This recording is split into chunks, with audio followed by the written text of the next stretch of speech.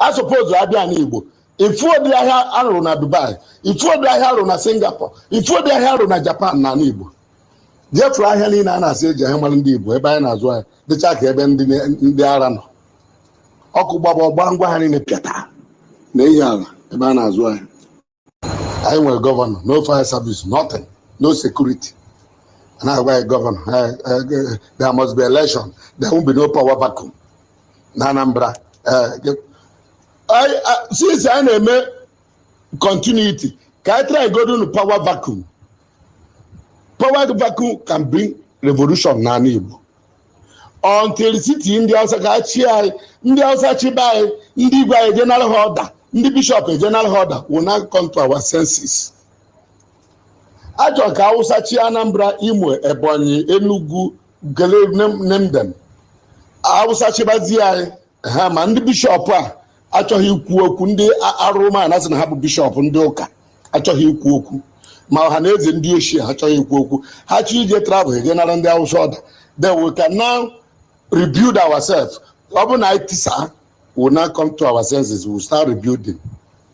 Nobody is human being. The only mouthpiece in a kula and the cow came a kangaroo. Buru. Dibu, Puliale. Bayfana, I say, Yammer in Dibu. Nature in Dibu. Obola de Bocoro. Oboa Alabacoro. Oboa Trade Coro. Oboa Yammer Coro. But I must see Yammer in Dibu. If I be Yammer in Dibu, Yammer in Dibu. Nasi Kereyo in Dibu. Or none are right for 4 decades. We're going to be home in Dibo. So you know, Juku, no, I had the Ojuku. Ojuku, I don't know Juku Bar. Also, here we equal one who now go Juku. Pension Ojuku, or say Juku. Now, we're Jenny near, now, London, and Mecha Haladepo. Okay, in Magwaladepa, did you find when on our boy? I had really a métier, one year métier for life. I call you could be here. None of them, they are fighting for a cause, freedom for all. The money more than 5,000. That's what she said. Nobody is talking it. He had the answer. Said to one election. Kahachibata. Give ye memu ebe power ni no word na Abuja. Anything Basan Nigeria in Abuja. Each airport you must go to Abuja. Each stock exchange you must go to Abuja. Here and here Abuja Janata approve. I was a quick lawyer. Since the Archibald Ndibo and a federal president in Anibo. We're going to fight in Anibo that can create more than 20,000 jobs. None. Minus one will some few industry. Kerebozo. Nowhere. Boni Baka, Aya Keji, Madam Dibo. Aya Mayana Zuganazo. Still one not modern market. Nowhere. Well, you are Alaba, name does big. Trade fair, give me the trade fair, no plum, one other have plum. Quack, everything, quack, no road. I don't know what is wrong with our people. Time will go get the Igbo. Problem in the Igbo go to deny their ancestors their right. Dochana blue Bible around, Kuru, you have seen have missionaries. But people had there, they met some religion here. They met traditionals here. Gloom Keva, Tianisi, Eziokuna, Eguna, when on your mechanjo forgive. And where is it between these clergymen and politicians? They work hand to hand.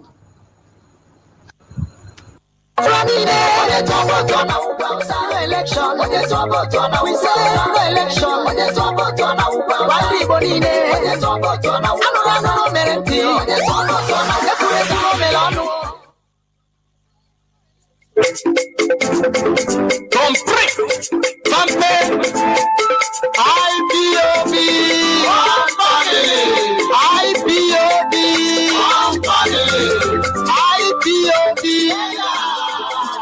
Yes, so I don't come again, no election in Biafra land, whether they like it or not.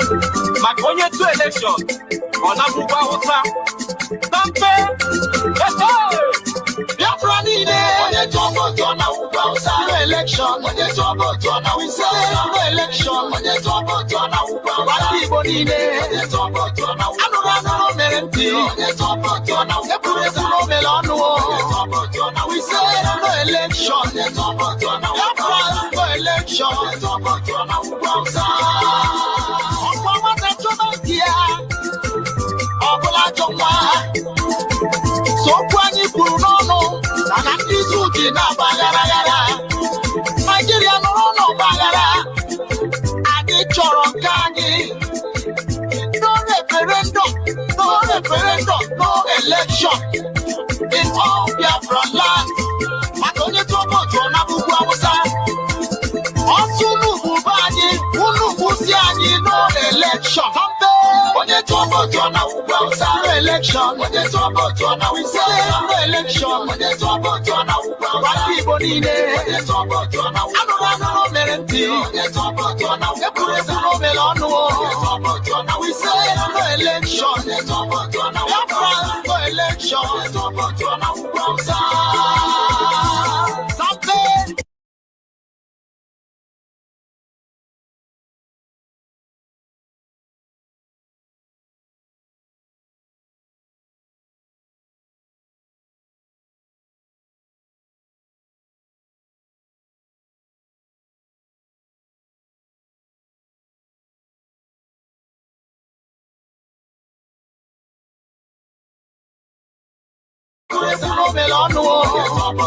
we say no election Biafrans no election we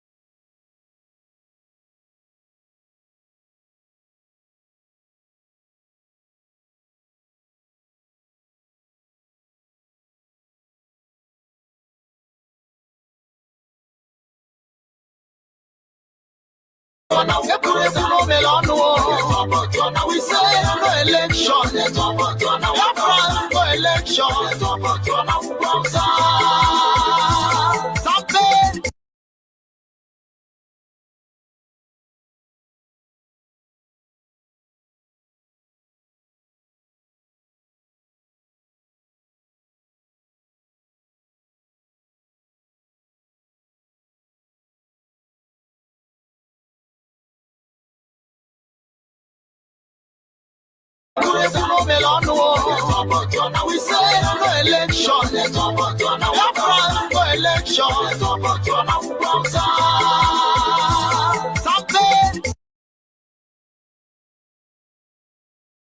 election Biafrans no election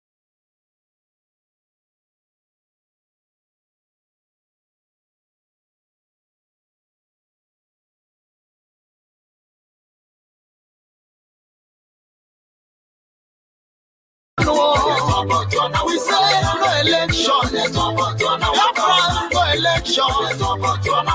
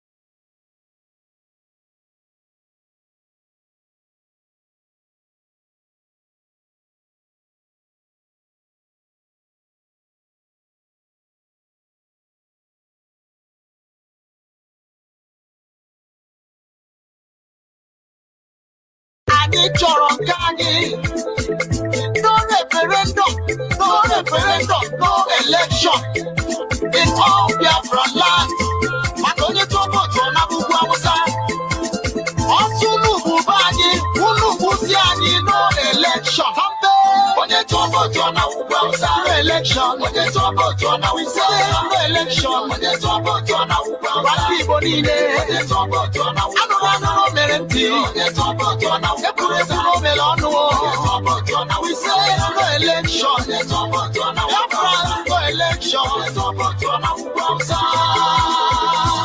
Something. Spaghetti gambudu. Ọkwa maka na onye isi anyị bụ Maazị Nnamdi Kanu siri onye atụ na votu ka ndị isi niile ji na-agbagharagara ndị ọha na-ese ndị Igbo ndị okenye alụrụ ala ha wee kwuo eziokwu ha ga-ekwu a na-egbudi ya iru na maka ego ndị zu ndị ọchịchị anyị bụ ndị asị lekotewa anyị wee dara anyị wee na-egbu ka ọkụkọ maka na anyị na-ekpere Chukwu okike abịa ma ihe mmadụ na onye tụọ vootu nọ na ugwu Hausa. Onye tobo tona Hausa. No election. Onye tobo tona we say no election. Onye tobo tona Hausa. Wati Igbo niile. Onye tobo tona Hausa. No merenti. Onye tobo tona Hausa. No melonu. Onye tobo tona we say no election. Onye tobo tona Hausa. No election. Onye tobo tona Hausa. Ọkwasị n'ọsọ tụba nwata. Ọ nababe ya. Maka na udene ka nke ọbụla ọkwụ. Gente kampunu ọrụ anyị na-aga Hausa ọda barozi mancha ndị Igbo gee ka mgbunu ifunugo onye Hausa lụrụ nọ n'Enugu ifunugo onye Hausa lụrụ nọ n'Aba ifunugo onye Hausa lụrụ nọ n'Anambra mana ndị Igbo na-alụ nọ na Sokoto mana ndị Igbo na-alụ nọ na Abuja natanụ ka idozi ebe anyị maka na nke bụ nke bụ maka na nke bụ nke bụ onye ọsọ tụbalụ ya na-ababe ya ka anyị dozie ebe anyị na ndị Hausa bụrụ okwu ndị na-enwe ọgụ n'igbu mmadụ anyị na ha bụrụ okwu maka onye tụọ vootu ọ na-abụkwa Hausa onye tụọ vootu ọ na-abụkwa Hausa asị m onye tụọ vootu ọ na-abụkwa Hausa onye tụọ vootu ọ na-abụkwa Hausa onye tụọ. Good morning, good afternoon, good evening, and good night, great Biafrans and lovers of freedom. This is Radio Biafra House service coming to you via the auspices of Radio Biafra London. My name remains MAZI Jonathan Chinedu. Today is the 23rd day of October in the year of our Lord 2021. I am here with one of our able barristers, our attorney, special counsel, Barrister Aloy Ejimakor. But before I bring him in, let us pray. The God of our ancestors, we have once again gathered here in order to do the needful, in order to preach the gospel of liberation, enlightenment, and freedom. Behold our leader who is in the enemy territory. We are not worried because he is your servant. You sent him. Therefore, we know that this is part of the process. Hold him with your able hands, that nothing will ever harm him. Any people or group of people that participated in one way or the other, either through their actions or inaction, in that extraordinary rendition of our leader, destroy them and their families and their generations. Thank you, Chukwu Kiabiama, for in your name we have prayed. He said,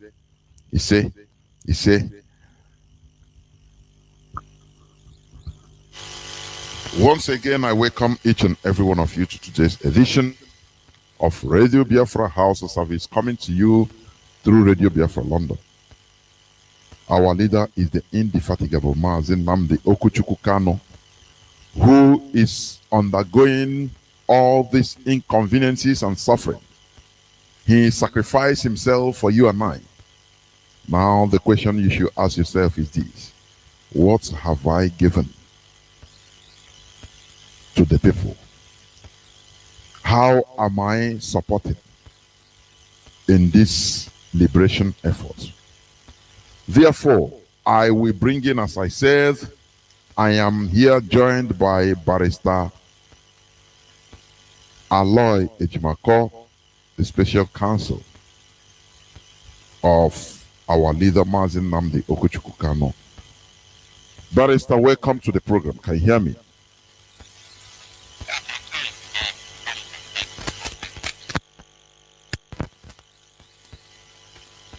Hold on a bit.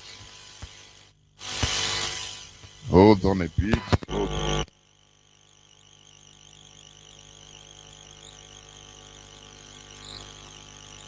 Yeah, can you come again, please? Can you come again? Welcome to the program, please. I'm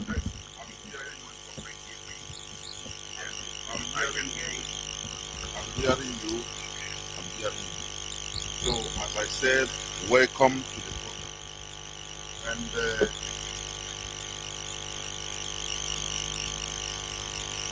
please, can you say something in your preamble before we continue in this preamble, please?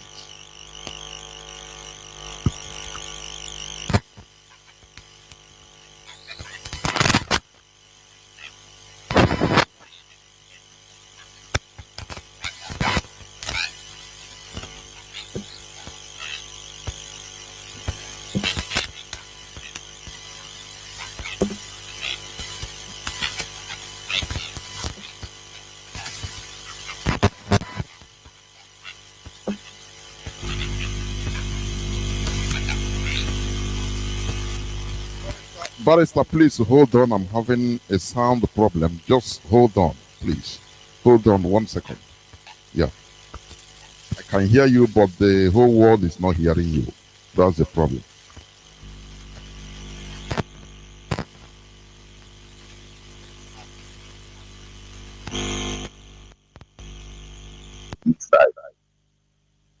Okay, you are good to go. Go on, go on. The whole world is hearing you now. Go on. Yeah, sure. Sure. I'm happy to be on the program, and I appreciate your bringing me to the program and giving me the opportunity to speak on some of the burning issues of the day.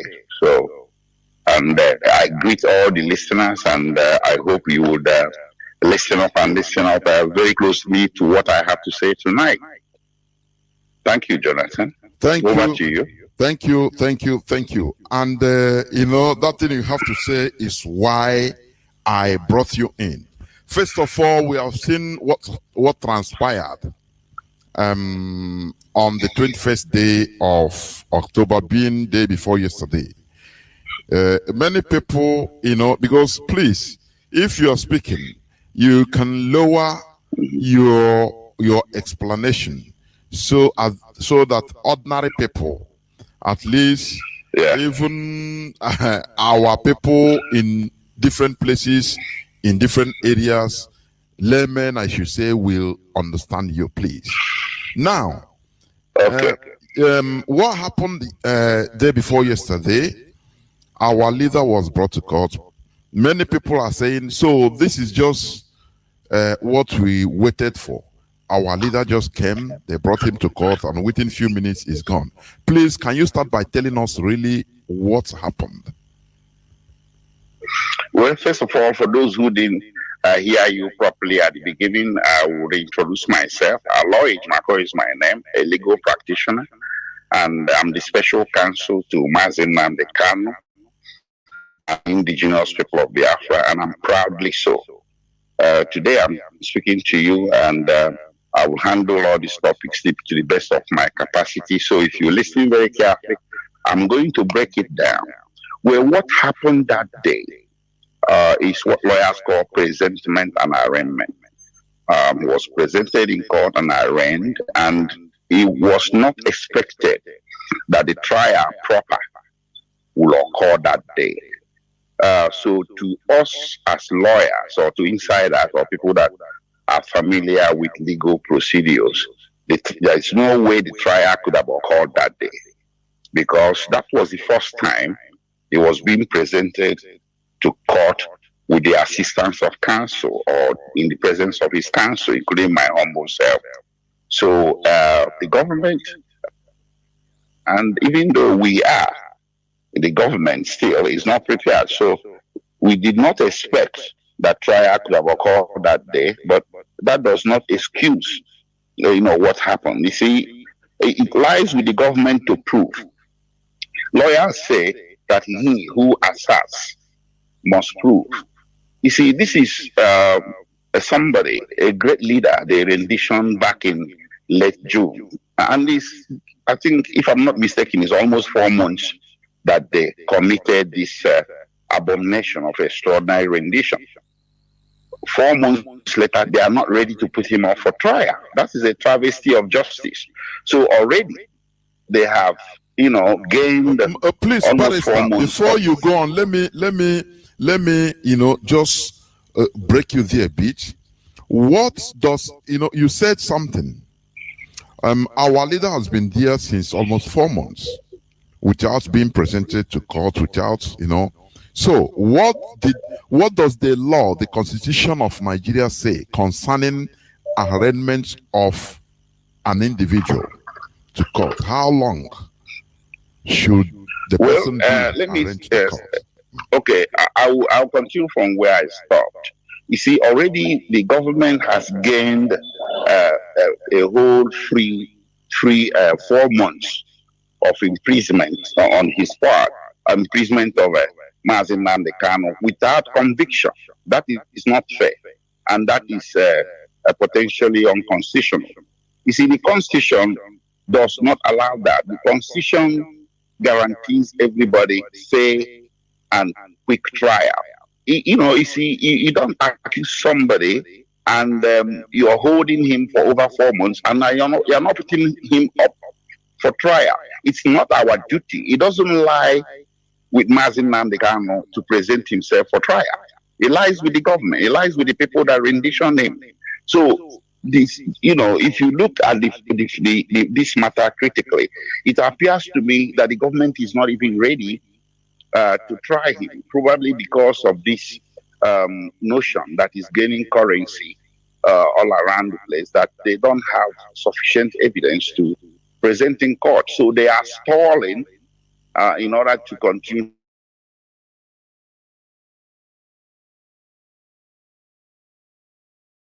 free time to the government. It's a free time to the accuser, to the prosecutor of someone who has not been convicted of any offense, but he gets to spend incarceration time in prison. It's not fair, and it's potentially, as I said before, it's potentially unconstitutional. And if they continue to do this, you get to a point where we'll be forced to, come forward with certain motions to stop that. But for the meantime, we already have before the court a certain motions that are challenging the jurisdiction of the court to continue with this trial based on the extraordinary rendition thing we're talking about. So I believe this sort of thing is, or the process we have filed, will work to the advantage of putting the government under pressure to either, do one thing or the other. But they cannot continue to profit from their own wrong. That is not permissible. We're not going to allow that to happen. So we remain vigilant to anything that has has any indication of continued violation of his rights. Thank you, Barrister. There's something you also mentioned now about the government profiting from their own wrong, and we also know that you sued the government, or you put a motion in Umuahia, at Umuahia court, in order to talk about all these issues. Please, can you also clarify about the case at Umuahia court? Please go on. Yes, thank you very much. Thank you very much, Jonathan. This is a very important question, because I have sensed a little bit of lack of understanding of the process that I filed on Umuahia. It's not a motion, Jonathan. It's an originating lawsuit standing on its own merit. Lawyers will call that sui generis, means that it's standing on its own merit, and it's a special lawsuit. I filed it in Abia State because it's my judgment, my considered judgment as a lawyer, that the Abia State High Court has jurisdiction, authority to hear that case. It has the authority to hear it because the run of events or the actions that led to this lawsuit began in Abia State precisely between 10th and 14th September 2017, when the Nigerian government or its agents levied military attacks against MAZI Nnamdi Kanu's residence at Isiama Afaruku Ibeku in September 2017. So this very occurrence gives MAZI Nnamdi Kanu the bias, the authority and the choice, the legal grounds to take this matter to court with a process that is called fundamental rights enforcement under section 46 of the Nigerian Constitution, which gives the state high court and the federal high court concurrent jurisdictions. But in this very case, it is his choice to go either before the federal high court in Umuahia or before the state high court. So we chose the state high court for that because jurisdiction is clear. And it is this very incident of September 2017 is in my argument, is this very incident that directly led to the incident in Kenya. Because if the federal government had not levied attacks against MAZI Nnamdi Kanu in September, he would have remained in Nigeria to take his trial the very next month of October 2017. He was free on bond. He never breached any of the conditions of his bond. There was no warrant for his arrest, but still they went there. The army, police, DSS, they went there and attacked his house, and 28 people were killed and a lot of people were abducted. And this very attack indirectly, later in time, led to the death of his parents. So I do believe that it will be the proper thing to bring this matter for the first time. It has never been brought before a court of law to consider the consequences of this action. And now that they followed up on this action and ultimately renditioned him from Kenya back to Nigeria, I think it's time that this matter is brought before a court to put its mouth in it and make certain determinations of MAZI Nnamdi Kanu's rights that have been violated. It's my argument that there is an unbroken chain linking the attack at Afaruku in September 2017 to the extraordinary rendition in Kenya in June 2021. Because, you see, they keep talking about him jumping bail. He didn't jump bail. You know, even if you are not a lawyer, you should know that jumping bail will take, a volitional act on your part, a voluntary part. It takes a decision by someone to run away, but, for no reason at all, just for the reason that he doesn't want to face his trial. But in this case is different. He was under attack, or he was under military attack, and the whole locale of the Federation of Nigeria after that attack posed present and imminent danger to him. It's only a tree that you tell you kill, he will just be there standing still. He's a human being guided by the law of self-preservation, which is the first law of nature. So he left the locale of that threat to his life to another locale, and you pursued him from the locale from the place where you failed to kill him without due process of law to the place that he managed to garner safety, which was Kenya. You pursued him to Kenya and abducted him, kidnapped him, and he never presented him before a Kenyan court of law to undergo what is called extradition proceedings. It's an entitlement that every international fugitive, so to speak, because they called him an international fugitive. Okay, fine. International fugitives have rights, and the first right they have is the right to undergo an extradition proceedings before they are removed from the safe location to the country that wishes their return. This was not done in the case of MAZI Nnamdi Kanu. Is not only a breach of the laws of Kenya, is also a breach of Nigerian law on point, and a breach of international law on point. And this is what is before the Abia State High Court, the Python dance, the attack at Afaruku Ibeku, the hot pursuit to Kenya, and the extraordinary rendition to Nigeria. So, based on this terrible events, terrible violations of his rights, I have approached the court to ask for certain prayers, for certain reliefs. Principal amongst them is that somebody who is extraordinarily renditioned is not supposed to be prosecuted anymore. Extraordinary rendition creates an insurmountable barrier to prosecution of the person you renditioned or you rendered. So this is before the court. I'm asking the court to have him released and give him the opportunity to return to his habitual place of domicile, which is United Kingdom. I'm not requesting for bail because I don't believe that what happened is legal, is unconstitutional, is illegal, is unlawful. So requesting for bail would be almost like giving it a toga or legality. No, you request for bail for somebody who is legally detained. Nnamdi Kanu's detention is illegal under both municipal and international law, and the remedy is to release him and allow him to go home. Thank you. And in that case, what did the court say for the meantime?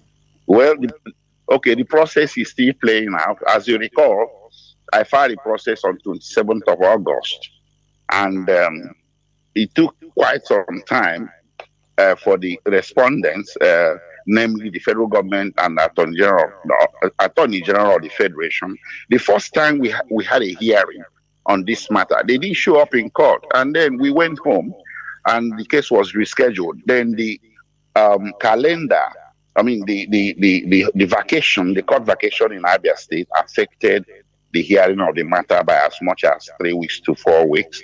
Now the case has been assigned and set down for hearing on the 2nd of November.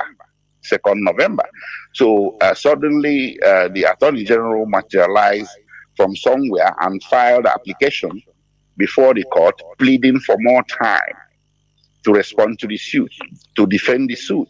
So I had to oppose the application. I mean, this is not a normal case.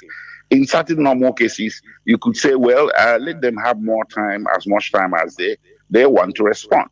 But not in this very case where my client has been detained for almost 4 months and you're asking for more time to respond to a suit that is supposed to receive accelerated hearing. Under the rules governing the suit that I filed, parties have 5 days to respond to anything. But it's gone to over a month now, and they're asking for more time to respond. So I had to oppose that. So my opposition and the application and my opposition will be decided on 2nd November, and after that, perhaps there could be one more motions hearing, and then we get to the nitty-gritty of hearing the substantive matter. It's my intention to have this matter concluded before the end of November, come what may. I will not permit the government to engage in any further dielectric tactics, delay tactics. No, I will not permit that. So I want my case to be heard in an accelerated form as quickly as possible, so the court can reach that determination. I'm confident that we shall prevail. Thank you. Thank you. Going on with what happened 2 days back at the Abuja High Court, we saw that many lawyers were prevented from entering. The question there is there a secret trial of MAZI Nnamdi Kanu? It's a very good question. You see, when you begin to restrict access to the courtroom to people that are supposed to have access, even if the court did not make an open declaration of a secret trial, it begins to look like one. There were just very few of us inside the courtroom. Yes, okay, if the courtroom could not take as many lawyers, well, you can say that, but at least they should be allowed to come upstairs and stay around the confines, and as many people as the room can take can come in. The Constitution gives an accused person the right to counsel, And it does not restrict him to the number of lawyers he should take. A lot of lawyers who are not directly, representing MAZI Nnamdi Kanu came to court to show solidarity with him and with his frontline legal team. So as many of those lawyers should have been allowed to come in to witness what is going on. They are the, agents at the Temple of Justice. Their constituency is the courtroom. So shutting them out from the courtroom and shutting out other parties that came, not just lawyers, from civic organizations, Senate representatives, and so on and so forth, and they were shut out. That's unfortunate, and it wasn't. It was more restricted than it was the last time. So that left me wondering what is really going on. So I sort of have a feeling that at the next scheduled date for the hearing, which of course is going to be a motions hearing, but if as many lawyers as the courtroom could take who come to show solidarity with MAZI Nnamdi Kanu and his legal team are not allowed to enter, the legal team, may have to also boycott the courtroom until the writing is done. Thank you. Thank you, thank you, thank you. Also, moving forward, now, concerning the trial of our leader, MAZI Nnamdi Kanu, which I don't see as a trial anyway, because you have said it all. You cannot, bring. You cannot prosecute. You prosecute. When you started somebody from illegality. You render. Yeah. Yes. Yeah. So now, is there anything or any effort by the British government in order to maybe in one way or the other, have they been doing anything, maybe even behind the scenes, to help their citizens, please? Yes, well, I'm the council handling the consular aspect, so I'm speaking on good authority. That I can tell you that I am not satisfied with the British High Commission in Nigeria has done, or the British Home Government from the UK. I'm not satisfied at all. It fell far short of my expectation that such a great power as Britain will stand by and allow herself to be intimidated by a country like Nigeria when it comes to matters of rule of law, of which Britain is a leader amongst Committee of Nations. MAZI Nnamdi Kanu is a British citizen. You cannot wish that away. And that citizenship comes with certain rights. And one of those rights is right of access to his High Commission or officials of the British government when he is in distress. And what is happening to him right now in Nigeria is a distress. So I don't know why it's taking them so much time. So I have expressed my frustrations to them privately. I've also expressed my frustrations with them publicly in several newspaper interviews I have done or press releases.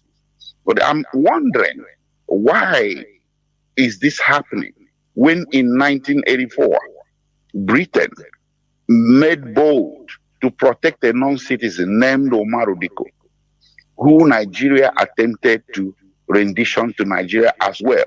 The first act of extraordinary rendition before MAZI Nnamdi Kanu's own was in 1984.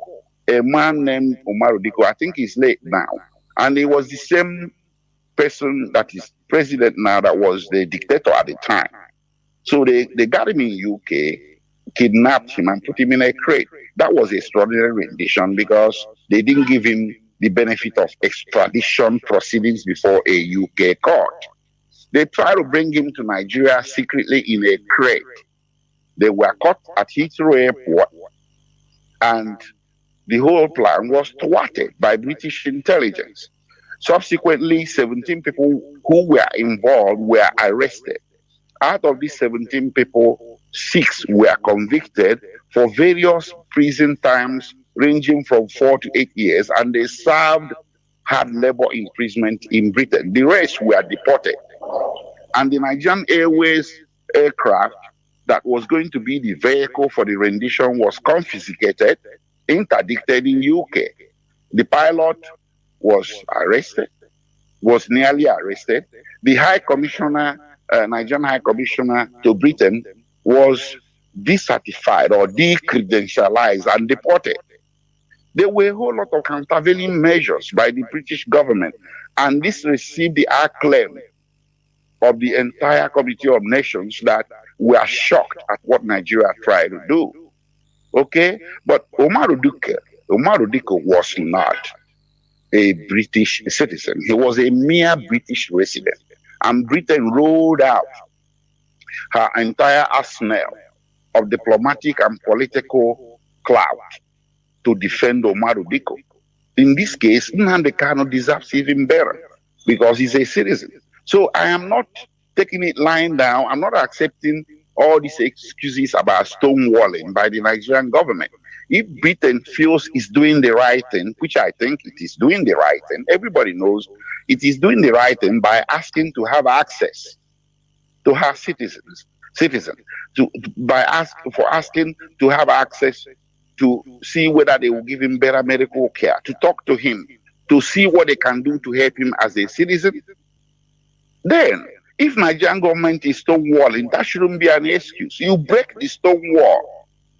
I mean, for God's sake, you have the capacity. You're a world power. You're a superpower. So you shouldn't be intimidated, in a situation where you are asserting your sovereign rights over your citizens. So I am disappointed, my brother, that there has not been a new turnaround in this very engagement of Britain towards the MAZI Nnamdi Kanu's predicament. Thank you. Thank you. Let me ask you also this question, and I don't know whether after I will open my line so that we can take some few questions, just few questions, whether it's okay with you. Okay, the listeners? Yes, of course. But before sure, that, sure. You okay, can before ask me that, anything. Yeah, let me ask you this. Let it be the last before I open the lines. Okay. You see what the Attorney General of Nigeria, Malami, his media prosecution, labeling everything, every violent action on MAZI Nnamdi Kanu and IPOB. Please, what do you have to say about this? What do you have to say about this? Well, I hope, let me seek, I'll seek your indulgence and that of your listeners to answer this question by telling you a short story. You see, if you can recall, on July 18, 2021, those people, the terrorists up in northern Nigeria, they call bandits, shot down an Alpha jet belonging to the Nigerian Air Force. Okay, and that was, right at the boundary between Zamfara and Kaduna states. I'm telling you with particularity. Okay, then on October 7th, 2021, the Wall Street Journal, one of the most credible newspapers in the US, got credible information that the Nigerian Armed Forces, the Air Force particularly, paid 20 million naira to terrorist bandits to buy back an anti-aircraft gun that the terrorists had seized from the Nigerian army in some recent clash. You see, the aircraft gun, is considered a threat to civil aviations flying across the skies of Nigeria.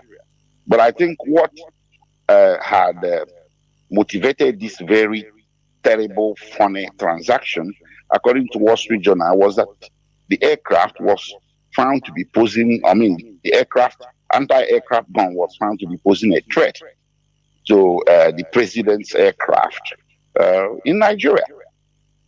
So they had to buy it back. You're talking of a country that says it's a sovereign nation. It's buying back weapons seized from Nigerian army, from terrorists that they prefer to call bandits. And then you see, it's terrible. And the Wall Street Journal is saying that the terrorists have collaborators in the army. They are not the first persons that said it. General T.Y. Danjuma, the former chief of army staff, had said that in the past, I think about 2 years ago. And he called Nigerians to take up arms to defend themselves, that the army is collaborating with the terrorists. And there is this thing about the fear of terrorists to be entering Abuja, and people were saying it's impossible. But just recently, I think a few days ago, they blew up the Abuja-Kaduna rail tracks. And that, led to, a suspension of rail transportation between Abuja and Kaduna. And what has become very clear in recent times is that the government has either proved unwilling or unable or indifferent or even complicit in the activities of these marauding terrorists. But the government, quite in a funny way, has proven very attentive to the non-violent activities of the indigenous people of Biafra and its leader that it renditioned and is currently being detained.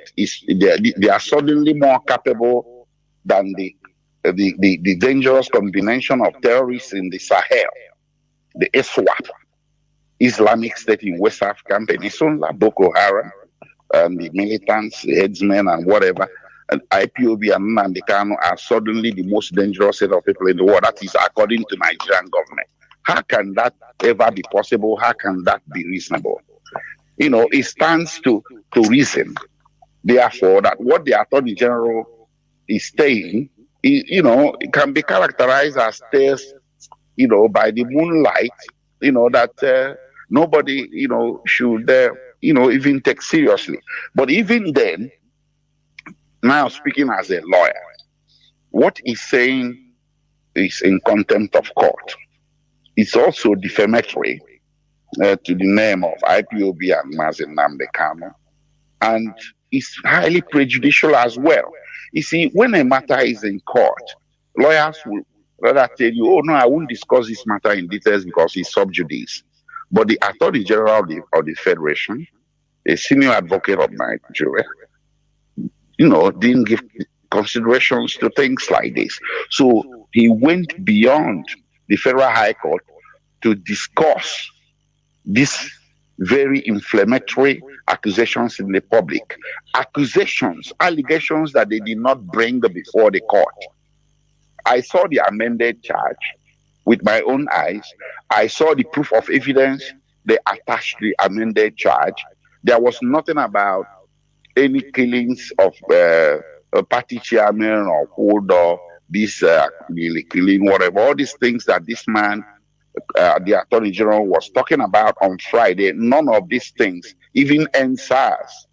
Okay? And you see, we have a situation here where this is not even the truth at all. If you go to the public domain and do a little bit of a research, you'll find out that the people who allegedly burnt down part of the palace of Oba of Lagos were named and charged, and they were before the court. They are before the court. They are still before the court. And there's none of them that is an IPOB member. I think most, or if not all of them, are Yorubas. Anyway, they never told the court that Nnamdi Kanu sent them, or that they were propelled by his radio broadcast from London. You see, so it's like, we leave the substance and start chasing shadows. The substance of the moment is the extraordinary rendition. This is what you need to tell your listeners and anybody that wishes Nnamdi Kanu well and who believes in the rule of law should be happening on this on a daily basis. When you do this, you have defeated your right to try that person in court. When you do extraordinary rendition on a suspect, your right to try that suspect in court is lost. The only way you can regain that right is to release the person, send him back to his habitual place of domicile, then go there and file the processes. of extradition. And if the court of that very foreign country grants your request, then you take him to your country and try him. But until you've done that, you can't try him otherwise. And that is why America, a whole America, a world power, is presently filing extradition request in Nigeria to have Nigerian government authorize the repatriation or the extradition of Abba Kyari, a police officer here, to America to face some criminal allegations. Why didn't America, a world power, just fly in and pick him up, like an ego will pick a chicken and take him to America and try him? Because they know if they do that, no high court in America would entertain the trial. They would simply tell them to send him back and file for extradition before a high court in Nigeria. And if it's granted, then you can bring him in. So the inquiry that should be made by any Nigerian court to whom this matter appears or is presented to is to ask the government to show an extradition warrant. They must exhibit an extradition warrant from a Kenyan court before any Nigerian court can go to the next step over this matter. So the Attorney General is really telling tales by the moonlight. And in time, we as lawyers shall think about other new ways we can respond to him appropriately. But I don't think anybody needs to worry about that. MAZI's matter is in court, and it shall be decided in court sooner or later. Thank you. Thank you, Barrister Ejimakor. Before I open the line, this extraordinary rendition and the matter of our leader running for his life from Afara Ibeku when the Nigerian military came to kill him. But all you hear in the Nigerian media is they always talk about MAZI Nnamdi Kanu jumped bail. And also they talk about this is extraordinary rendition. They never mention it like that. They talk about him being arrested and extradited. Does it mean that the Nigerian media, they are ignorant or they are mischievous? Please, what do you think about this? Okay, well, I see. I'm not here to either condemn or promote Nigerian media, but the truth remains the truth. Initially, in fairness to Nigerian media, they didn't understand what happened to MAZI Nnamdi Kanu. Vast majority of Nigerians didn't understand either until that my very first interview. I think I gave it to the BBC Pidgin, where I had tried my best to explain to Nigerians what had happened to Nnamdi Kanu was illegal and unconstitutional. Okay, so since then I have seen a segment of Nigerian media using extraordinary rendition and explaining it to their readers the way it should be. But there is a certain segment that is still, married that old narrative of extradition and jumping bail. I have done a lot of public renderings on this jumping bail. If you Google it, Ejimakor jumping bail, you see articles I have written.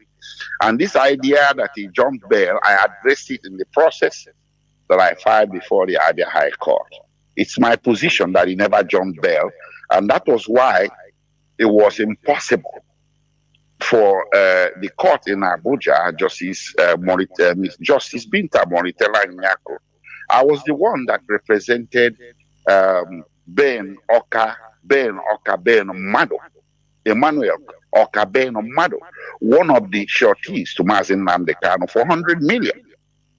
Along with my colleague, a senior colleague, SN Chukwuma Chukwume, we made presentation before the same judge that he didn't jump bail when she tried to revoke the bond so that these three people who bonded out MAZI Nnamdi Kanu could lose their 100 millions. We blocked that. And when she tried to do one more thing, we simply took an appeal to the Court of Appeal and got a stay of proceedings. So these things ought to be considered. If MAZI Nnamdi Kanu jumped bail, Why didn't his shorties forfeit their 100 million bond? Each one of them posted a bond of 100 million, totaling 300 million. Those bonds were never forfeited because the judge never made a ruling that MAZI Nnamdi Kanu jumped bail. So this is a popular misconception that, mediums like Radio Biafra, that is very popular, is supposed to take the matter up occasionally to discuss it, to inform the public that this matter of MAZI Nnamdi Kanu should never be a matter of jumping bail. It's a matter of the prosecutor interfering with his freedom, interfering with his ability to come to court and then turn around to accuse him of jumping bail. Is putting unfairness upon unfairness, insult to injury. So that's what I'm going to tell you about that. Thank you. Thank you, thank you, thank you. I think now we shall go into just few minutes breaks, and afterwards I will open my line so that people will call from all parts of the world. Few questions they should ask, okay, so that we continue. Thank you very much. Okay, so I should remain on the line. Yes, remain. Be here, please. Be here. You gotta do it quick. You gotta do it quickly, of because course. Down here we have very poor network. Of course. From the award-winning producer, Shaky Man Cool Beats. Biafrans Go Talent exclusive.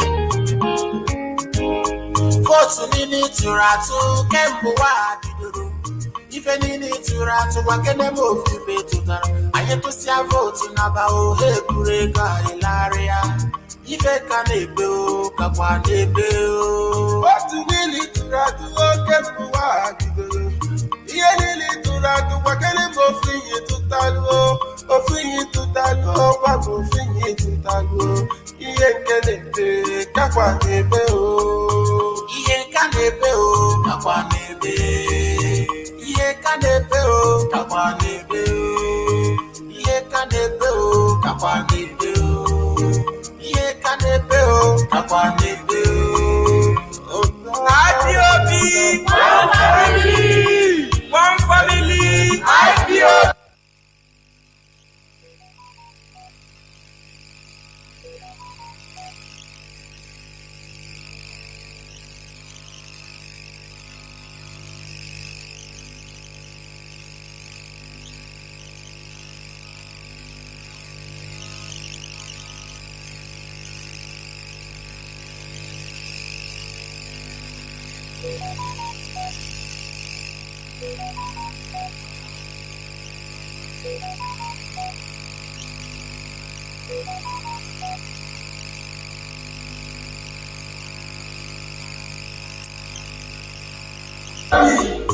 Nalani Biafra, I say I no election. After election, hey, but their deception.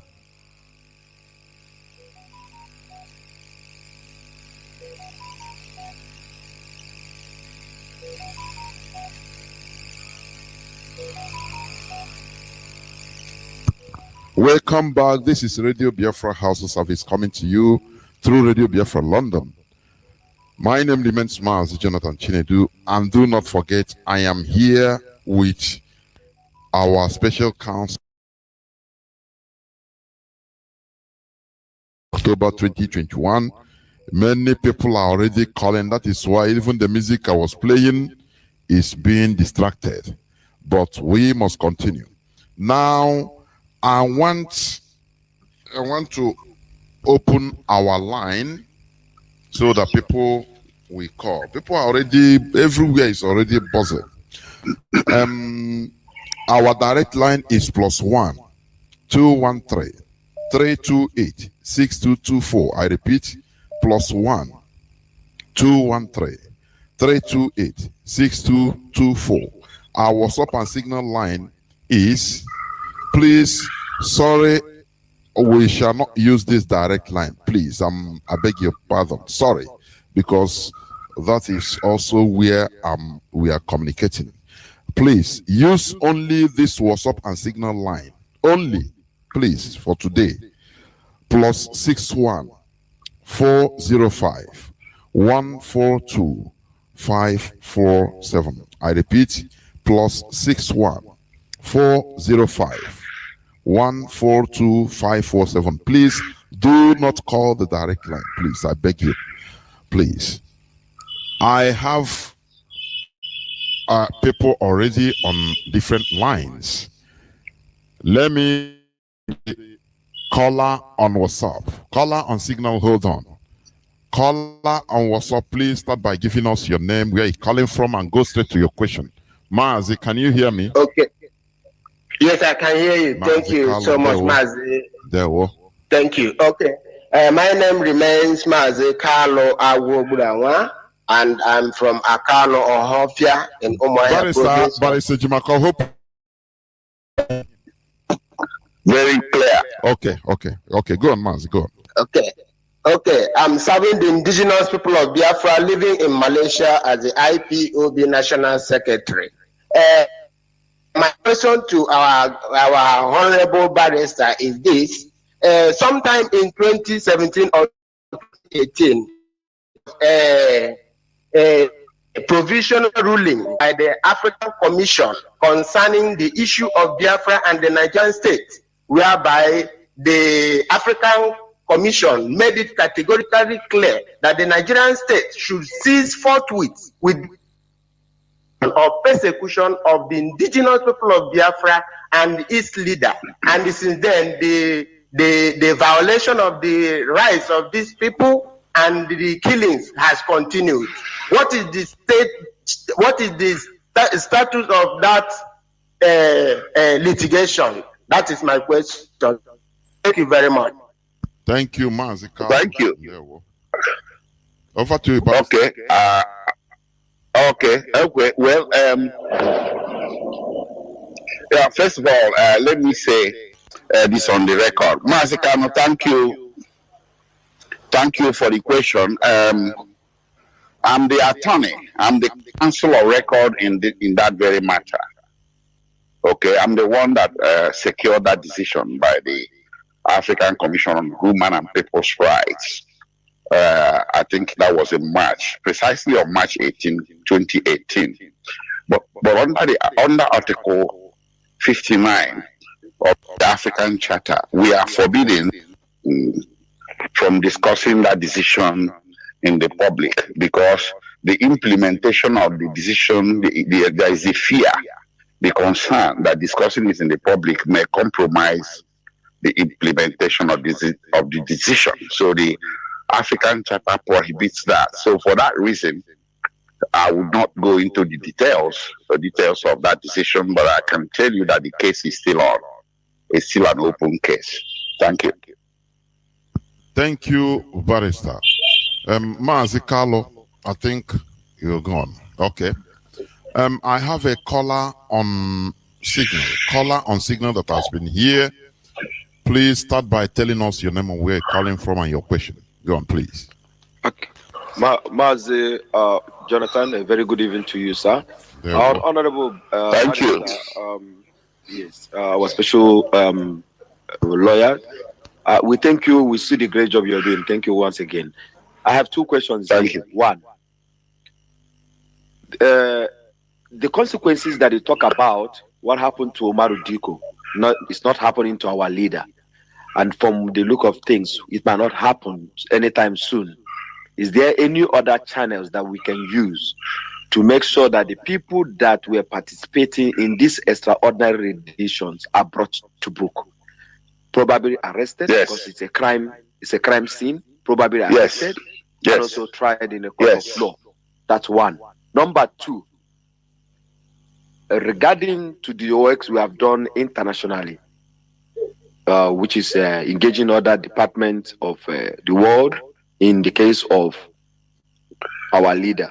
How far have you gone? Because I know you're the one that has been handling that case. Thirdly, that I wanted to chip in is, can you teach Biafrans or tell us our right when we decide to do what you call civil disobedience? If we decide to boycott whatever we need to boycott, if we decide to sit at home and no one has the right to come and lock up the businesses of the people like what Odinjo is doing in Imo State and Dave Umai, trying to stop people who have decided to do their own thing. They own the business, they own the market, they own everything that belongs there. It does not belong to the government. And government goes in to lock up those places. What is our right as a people to decide? We decide to boycott anything that we need to boycott. Are we in any way obliged by the government that we must do what they want us to do, or do we to boycott or to sit at home? Thank you so much, Barrister, and thank you, Mazi Jonathan. Thank you. You answered 3 Okay. Okay. Yeah, 3 questions are great questions. Thank you very much, my brother. I'll take the questions in seriatim. The first one, the consequences, or rather what can be done to compel the British government to act. There's a law firm, one of the biggest ones in the UK. It's called the Bindemans. I think their name or their participation in this case is public information. The law firm was retained right before this rendition occurred. The law firm is quite familiar to MAZI.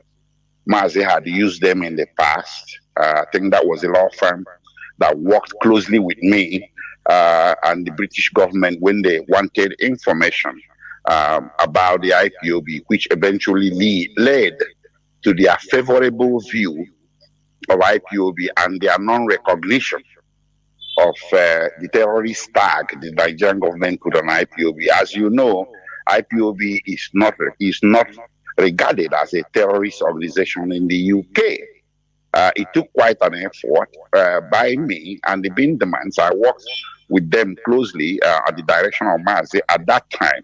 So I think their representation of MAZI is a carryover from those days. I'm not very familiar with them, except that I have collaborated in their legal, their handling of legal issues for MAZI and the indigenous people of Biafra in the UK. They are the ones handling the British angle. And it is their decision at this point to use diplomatic interventions instead of going to court.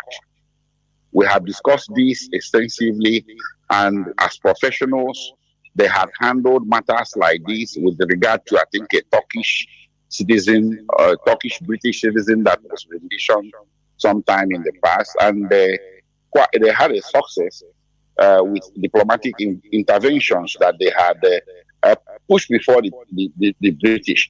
And regarding the Kenyan side, the Bindemans themselves retained a law firm in Kenya. It's called the Lukri Associates. Their interventions are also very well known. So they are handling the Kenyan angle, and part of their effort in Kenya is to fish out the culprits. They have subpoenaed all the records of the departures and landings of all aircrafts in Nairobi at the Jomo Kenyatta International Airport in Nairobi on June 27th, the day MAZI was flown away from Jomo Kenyatta International Airport on a private jet. So they have subpoenaed that and a lot of other information, including the CCTV cameras, because before they can act against individuals, those individuals have to be identified. And the steps they have taken are geared to getting that result. And so they proceeded to a high court in Kenya, and they have brought a constitutional petition that will force the Kenyan government, which is still denying that is involved, to disclose information under the penalty of the law or penalty of court order. So that pretty much takes care of that angle, because I do believe that apart from other international engagements, the 3 particular, places we can go and get justice on this matter, there are 3, like I said: Britain, Kenya, and the African Commission. And that one of the African Commission, I'm the one handling. I have filed it. They have replied to me, and they asked for more evidence. I have given them that more evidence, and I'm waiting for them to take a decision. And they have been able to link up what happened to MAZI in Kenya, the extraordinary rendition we are talking about. They have been able to link it up to the petition I had brought in December 2017 that resulted in that favorable decision the previous caller, Mr. Kano, had referred to, decision that occurred in 2018, March 2018, that favors MAZI and the IPOB in very great dimensions. So that pretty much takes care of the first question. The second question relates to, that I will address, is to what rights you have. Under Nigerian Constitution, you have the right to hold political opinion. Self-determination is a political opinion. Even when a political opinion is inconvenient to the government of the day, it doesn't make it legal. So what we have here is that IPOB possesses a political opinion that the government of the day is wishing to suppress by means of punishment of some sort. That doesn't make it illegal. Your political opinion is legal. Nigerian Constitution protects you to hold that opinion. Nigerian Constitution protects you from having freedom of association. IPOB is an association. It doesn't stop there. You can take it further afield to a Nigerian law they call the African Charter on Human and People's Rights. That is the Nigerian counterpart of the Continental Charter. It was domesticated in Nigeria in February 1983. And Article 20 of that law, if you have research skills, after this program, you can go to Google and Google CAP A9, Laws of Federation of Nigeria 2004. CAP, C-A-P, A9. That is where you find the law. At Article 20, the law says, all peoples shall have the right to self-determination and to free themselves from the bonds of oppression through use of means recognized by law. The means, IPOB is engaged in self-determination through means recognized by law. IPOB is not engaged in self-determination through war. It is engaged in self-determination through public awareness, like Radio Biafra and what have you, and requesting or demanding for referendum. Referendum is not war. Referendum is legal. Referendum has produced many new nations in the world, like Eritrea, South Sudan, Kosovo, Serbia, Croatia, Slovakia and Czech Republic, and other many nations. And here in Nigeria, referendum took western part of Cameroon in 1961 and put it in Cameroon of today, and took part of Cameroon, the former Sadana province of Cameroon, and put it in Nigeria. Today's Adamawa and Taraba states used to be part of Cameroon. That's why some people were saying that Atiku is not a Nigerian citizen, because he was born in Adamawa province of Cameroon before he became Nigeria in 1961. And it was through referendum that Nigeria created a new and fourth region in 1963 called the Midwest region. So as a lawyer, I have looked critically at what IPOB is doing. It's my duty to tell IPOB, well, keep within the boundaries of the law. But you don't tell them to keep within the boundaries of the law when they are keeping in the boundaries, within the boundaries of the law already. So when IPOB says sit at home, provided, it is not, it doesn't go beyond that. People, is a voluntary act. And people are sitting at home and you are blaming IPOB for that. It goes beyond that. You see? So whoever tries to frustrate the sit at home by use of force is the one that is breaking the law. Anybody that tries to threaten people to come out to their shops, that they must come to their offices or they will be fired from their jobs, that is the person that is breaking the law. Civil disobedience is legal since the beginning of the time.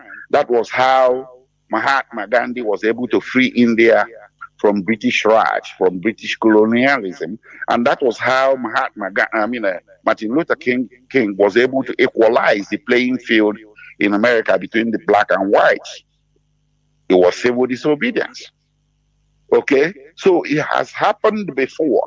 It's not IPOB that is employing it the first time, but what is creating the problem is that the response of the government of the day.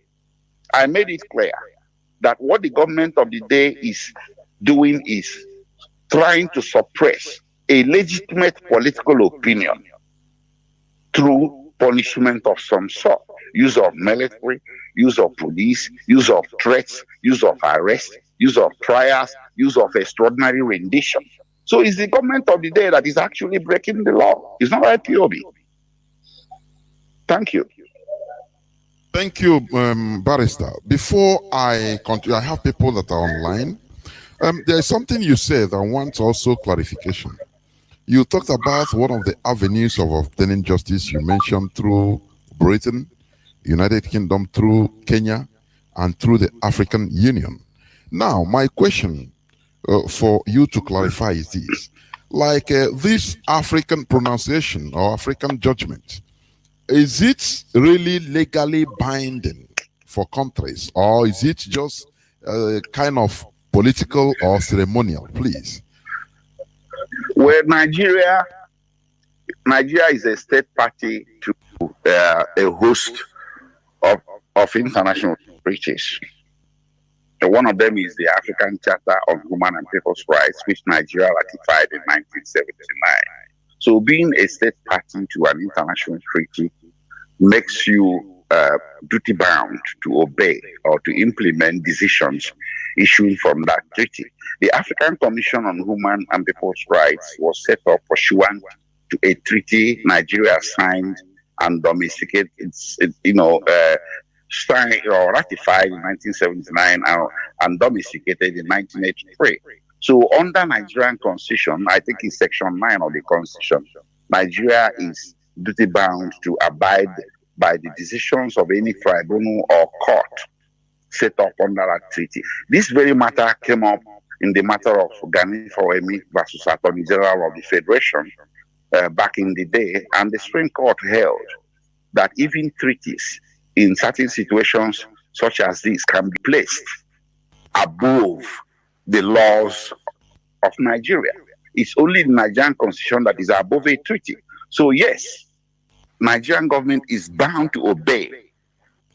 Yes, but of course, I know why you are concerned, because Nigerian government also has a history of disobeying the orders of her own courts, and that was why MAZI spent almost over 15 months in detention from October 2015 when he was initially arrested.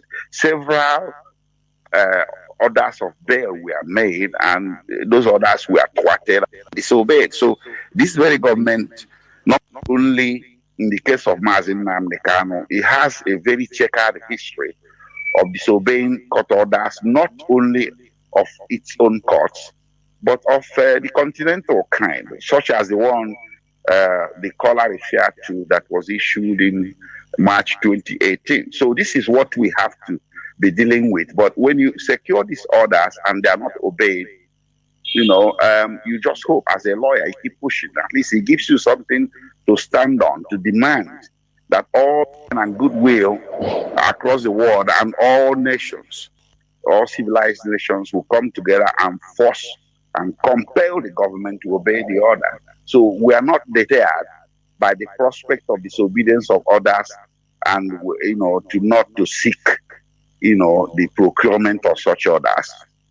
Thank you. Thank you. I have a caller on WhatsApp. Please, caller on Signal. Hold on, I'll come to you. Caller on WhatsApp, please proceed with your question. Can you hear me? Caller on WhatsApp. Yes, MAZI Jonathan, I can hear you. Good evening from here. Welcome to the program.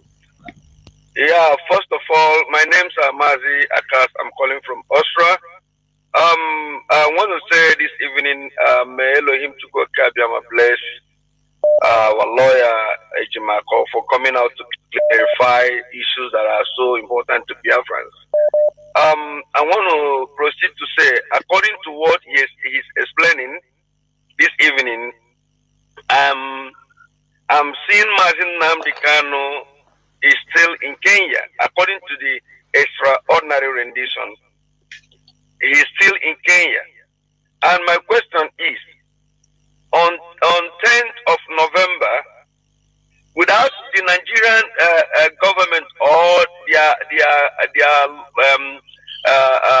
their lawyers, without them talking about this extraordinary rendition, can our lawyers proceed by dealing with the allegations laid on our leader Mazi Nnamdi Kanu?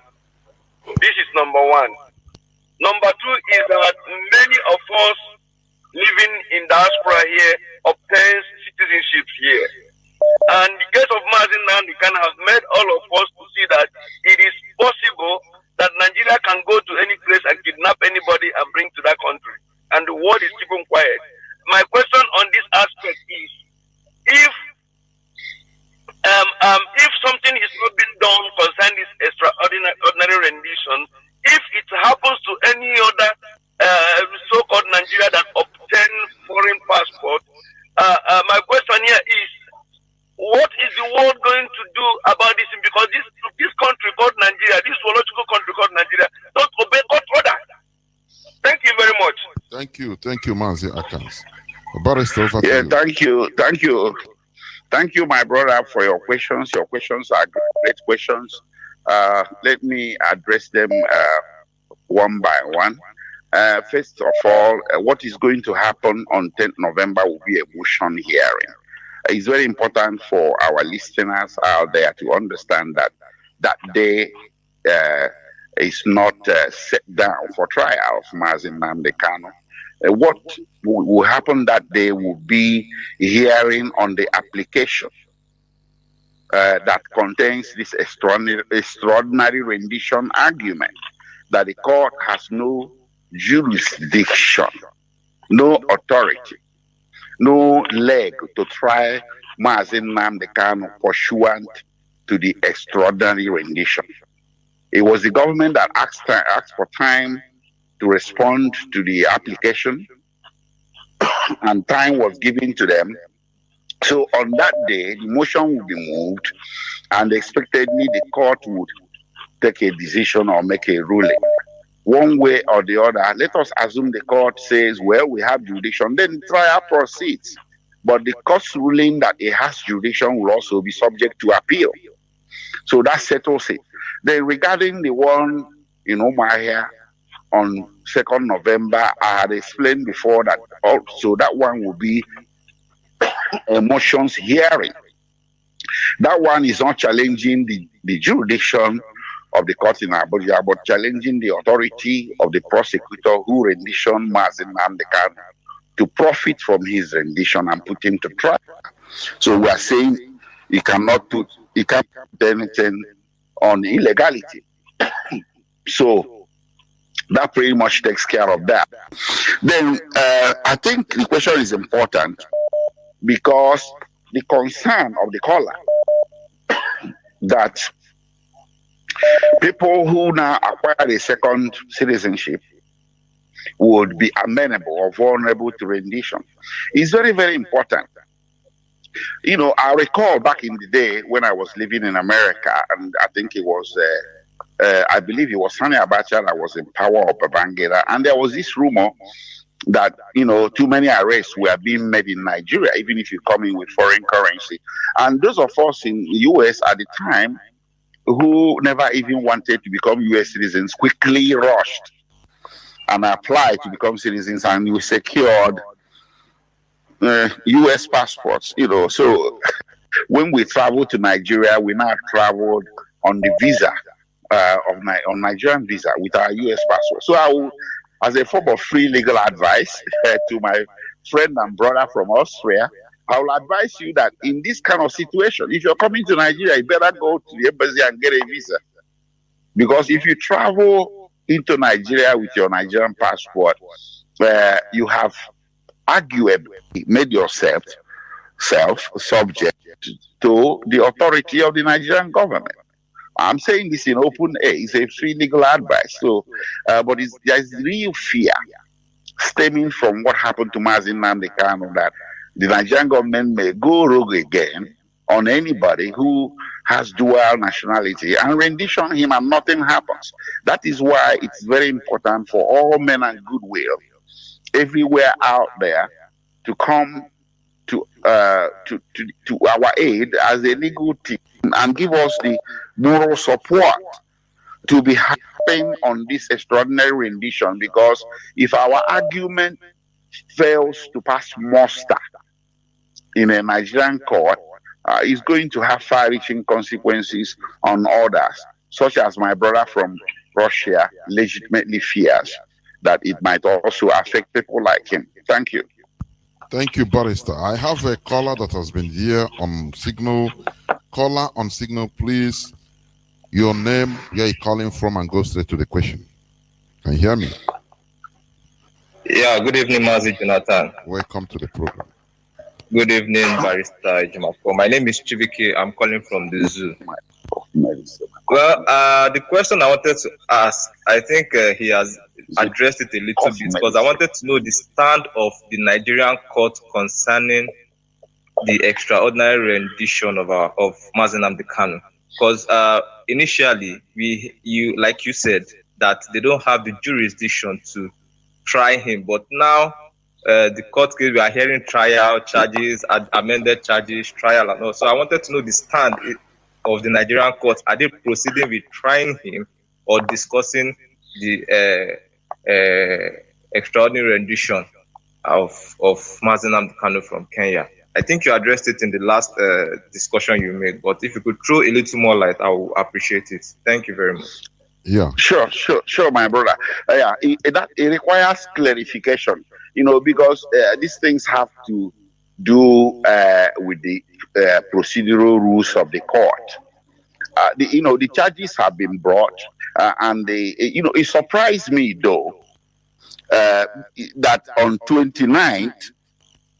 9th June 2021, when MAZI Nnamdi Kanu was initially presented in court, the court in Abuja here did not make inquiries as to how he suddenly appeared before the court after several years of hiatus. I mentioned that in the originating lawsuit I brought for the Abia State High Court. I don't think that's proper. Okay, fine. Now that the charges have been filed, it's now up to us to challenge those charges based on any grounds upon which MAZI Nnamdi Kanu can legitimately challenge the charges. So the charges have been challenged in the court in Abuja. The challenges are geared to, telling the court that it doesn't have jurisdiction because of the extraordinary rendition. But don't forget that there is also a lawsuit, in Abia State that is challenging the authority of the prosecutor. So, but let me address the one in Abuja. If perchance the court says it has jurisdiction, where is the court? It says it has jurisdiction, so the case goes to trial. But when he says it has jurisdiction, that very ruling is also subject to appeal. So a whole lot of things are still open to question. But you see, we are lawyers, we're in court, and that is where our constituency is. That is where we are going to make our case. And that brings me to one caller that had said something very important, that he believes that MAZI Nnamdi Kanu is still technically in Kenya. That was the title of an article I have written just about a month and a half ago. If you go to Google and Google it, MAZI Nnamdi Kanu is still technically in Kenya. A lawyer, Ejimakor, he will pull it out. So he will answer a whole lot of questions. Because my argument there is, as between Britain and Kenya, MAZI Nnamdi Kanu is still technically in Kenya, because he entered Kenya in May on a valid British passport. So while in Kenya, he was Her Majesty's subject, not Nigerian government subject, because he did not enter on any Nigerian passport. So I was saying that to ginger the British government to inquire towards the Kenyan government. The inquiry this time shouldn't be towards Nigerian government that has been to walling them. Yes, Mazi Nnamdi Kanu is physically here, but technically he's still in your country, Kenya. Where is our citizen that entered your country in May? What happened to him? So as far as foreign relations law or foreign relation or the conventions undergirding foreign relations between nations, British government can legitimately demand explanations of the whereabouts of her citizen that entered Kenya in May. So the color that characterized it as Mazi Nnamdi Kanu is still technically in Kenya is spot on. He's right on the money. He characterized it correctly, and that's what it should be as between Britain and Kenya. Thank you. Thank you, Barrister. I have a caller that is here on WhatsApp. Please, caller on WhatsApp, welcome to the program. Tell us who you are and present your question. Go on, please. Caller on WhatsApp, can you hear me? What is happening? Reconnecting? No. We don't have that time. I don't know. Another caller on WhatsApp. Can you hear me? Please, your question. Caller on WhatsApp. Can you hear me? Yes, sir. Please. Go on, please. Go on. Introduce yourself and go straight to the question. Okay, my name is Chiso. My question is that as Nigeria as a state, they have three arms of government: the judiciary and the executive and the legislative. Now that the Nigerian government, the state, the executive are opposing the judiciary, peradventure that the judge Binta Nyako are heading to Nigeria, are heading to the executive and pass this order, pass this extraordinary detention order, and do it whereby. Did the world have anything to do to that judge if she ruled partially? Did the world have anything or to penalize Nigeria or the woman? Barrister. Hello? I hope my question I hope you had him. Yes. Well, the decision of the Federal High Court in Nigeria is subject to appeal to the Court of Appeal.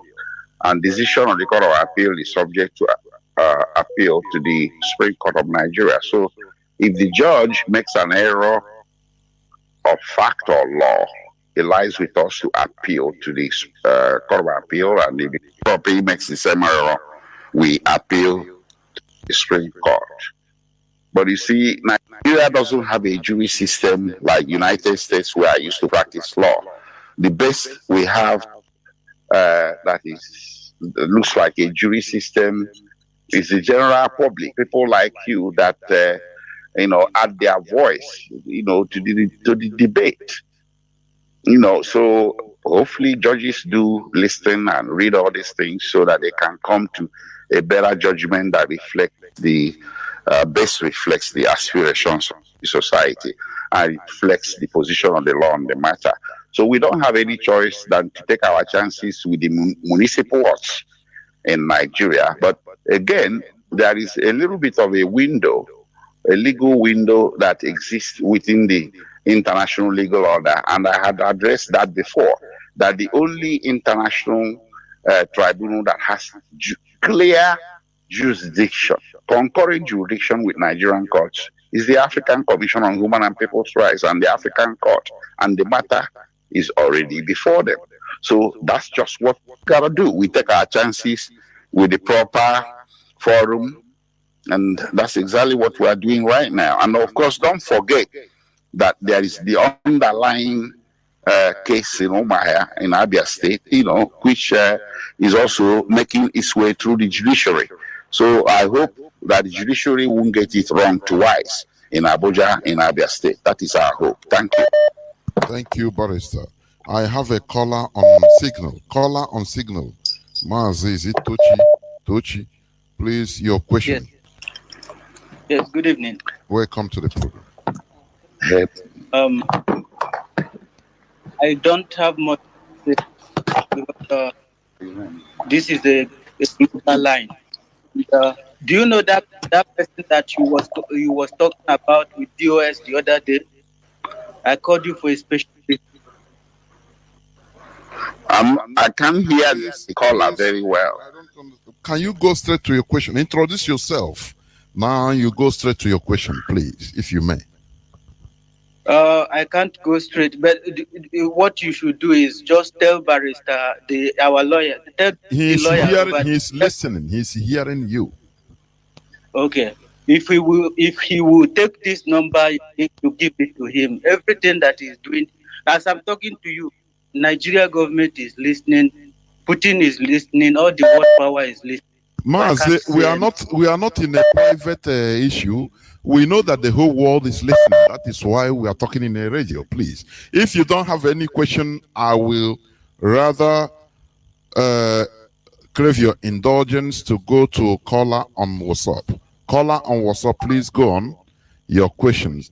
Introduce yourself and go straight to the question. Thank you. Yeah, Mazi, good evening. Welcome to the program. Yeah, my name is Paul, calling from Gabon, Mazi. The question I have to the barrister is that, first of all, I have to congratulate them for their job they are doing, because they are in a very critical time, and I'm calling the Chukwu Kabiama to protect them. It's not easy. The question I have this evening is that I want to ask them, what are they doing?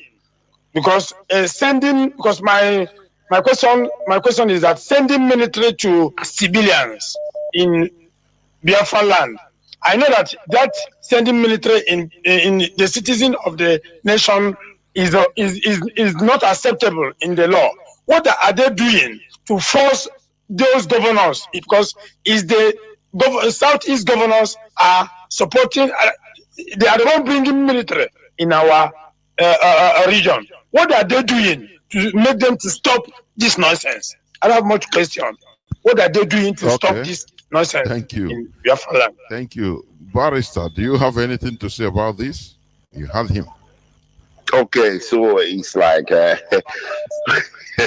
anyway, it's a very good question. People are watching, but you see, it's like ascribing powers to lawyers, ascribing powers that they don't have. I mean, we are lawyers, we are humans, we have limitations.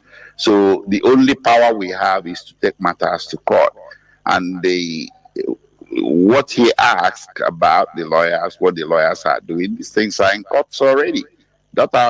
We don't have a military. I mean, lawyers don't deploy the military. But you are citizens also. You are citizens. I mean, as citizens also, you are citizens. I don't understand. I say you are lawyers, yes, but also you are also citizens. Citizens. That's what I'm saying now. We are also under the same threat that he's talking about. Yes. So the idea of, I just want to clarify something because of the way he sounded as if lawyers are superhuman.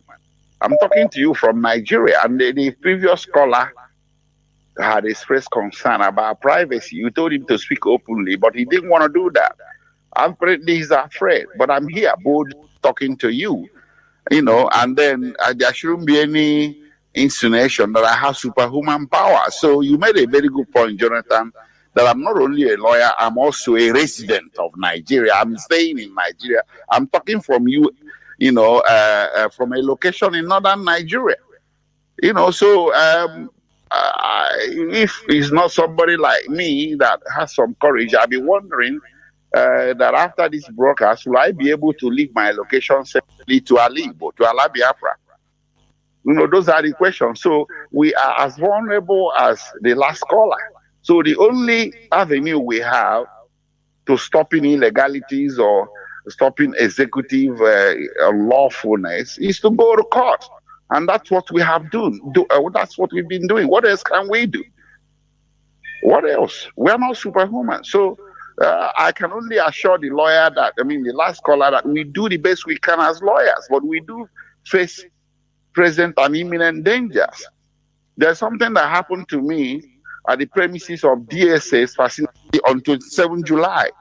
I'm sorry, I have to say it in public, but I will be very limited. Okay?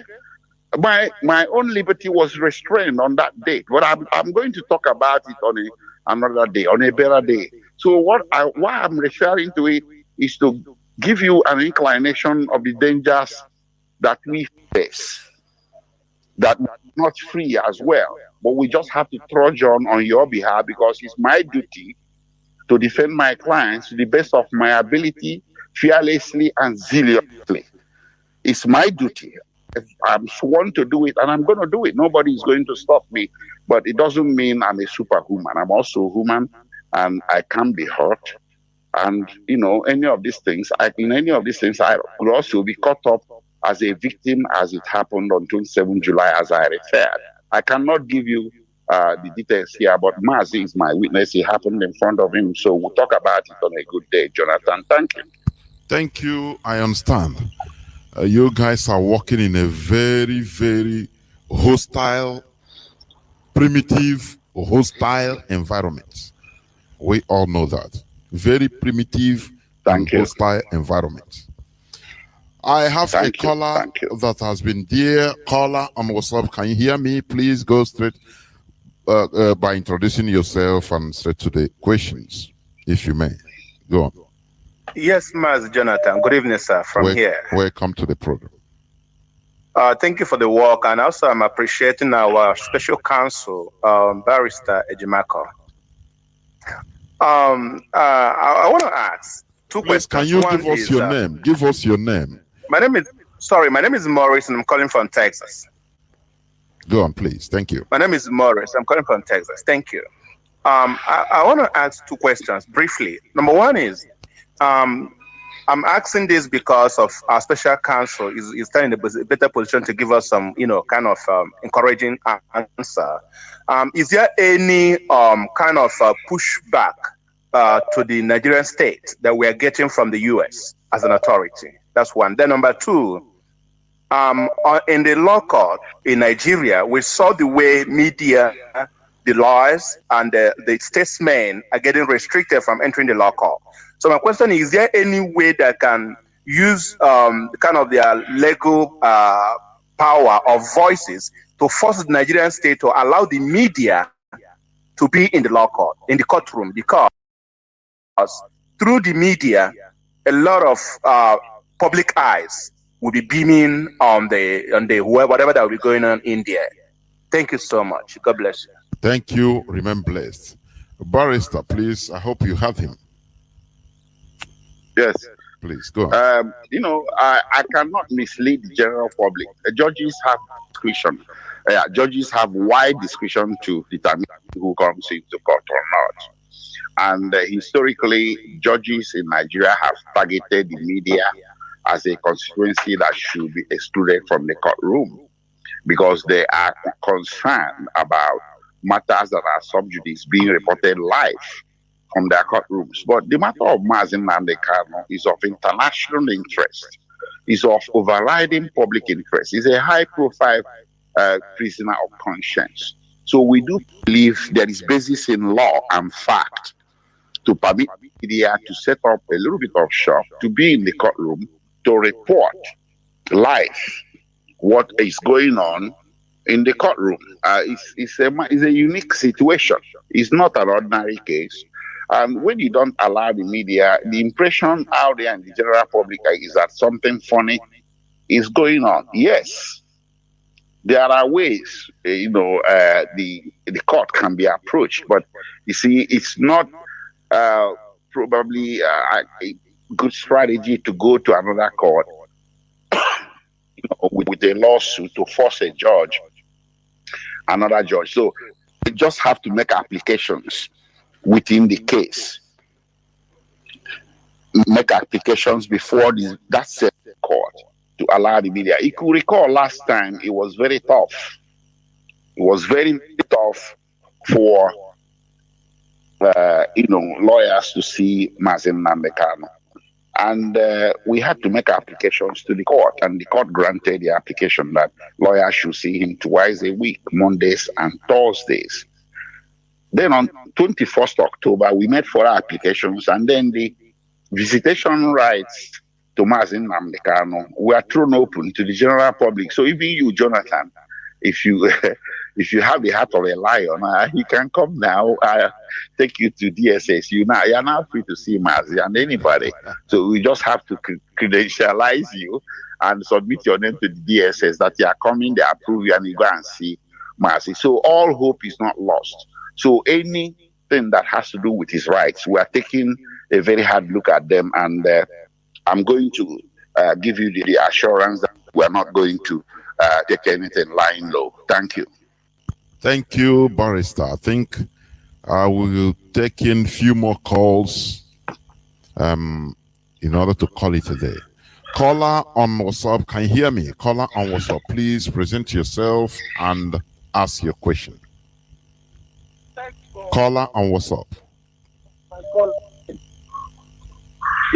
So I remember calling from Biafra. My goodness me, your location. And hello, can you hear me now? Go on, please. Go on, be fast so that before your connection becomes funny. Go on. Okay, so Barrister, my first question is, given the fragile nature and of the judiciary in this country, what is the hope that we are going to get justice, given the manner the justice system, is not reliable in this country? And there was some time ago the issue of the British Nnamdi Kanu being a British citizen. There was an issue of this consulate. So does it mean that issue is no longer valid?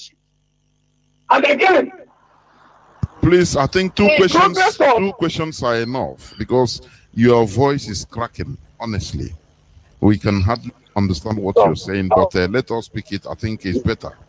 A few questions would be enough. Barrister, do you hear him? Did you all right, so yes, I hear him. See, to begin with, you are talking about 2 questions, but I didn't get any word clearly of his first question. Okay, I don't know. I think he was talking about I hope you can you repeat your question, please? Clearly. No. Jonathan, let me interrupt him. Can you ask him to text his question to you so we can ask? Maz, you know what you're going to do? Yes. Maz, you know what you're going to do? Please send a voicemail. Voice your question so that I will aid. Voice it direct so that I will aid. Because your network is not good. Thank you. Let's move on. Let's I have a caller. I'm happy to talk to my clients for the next 10 hours, but I'm concerned about poor network, low batteries, which is creeping. Or those two are creeping into my phone as we speak. I can notice that my battery is about to fail me and my network is please, kind of now I will take these 2 last questions, last callers. Before I let you go, caller on Signal. Can you hear me? Caller on Signal. Yeah, Mazi Jonathan. Good evening, sir. Please introduce yourself and go straight to your question.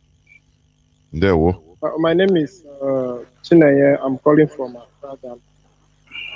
Please, can you raise your voice? Can you raise your voice? If you are using earpiece, remove it. Now, please. Go on. My name is Chineye. I'm calling from Accra, Ghana. Okay, go on.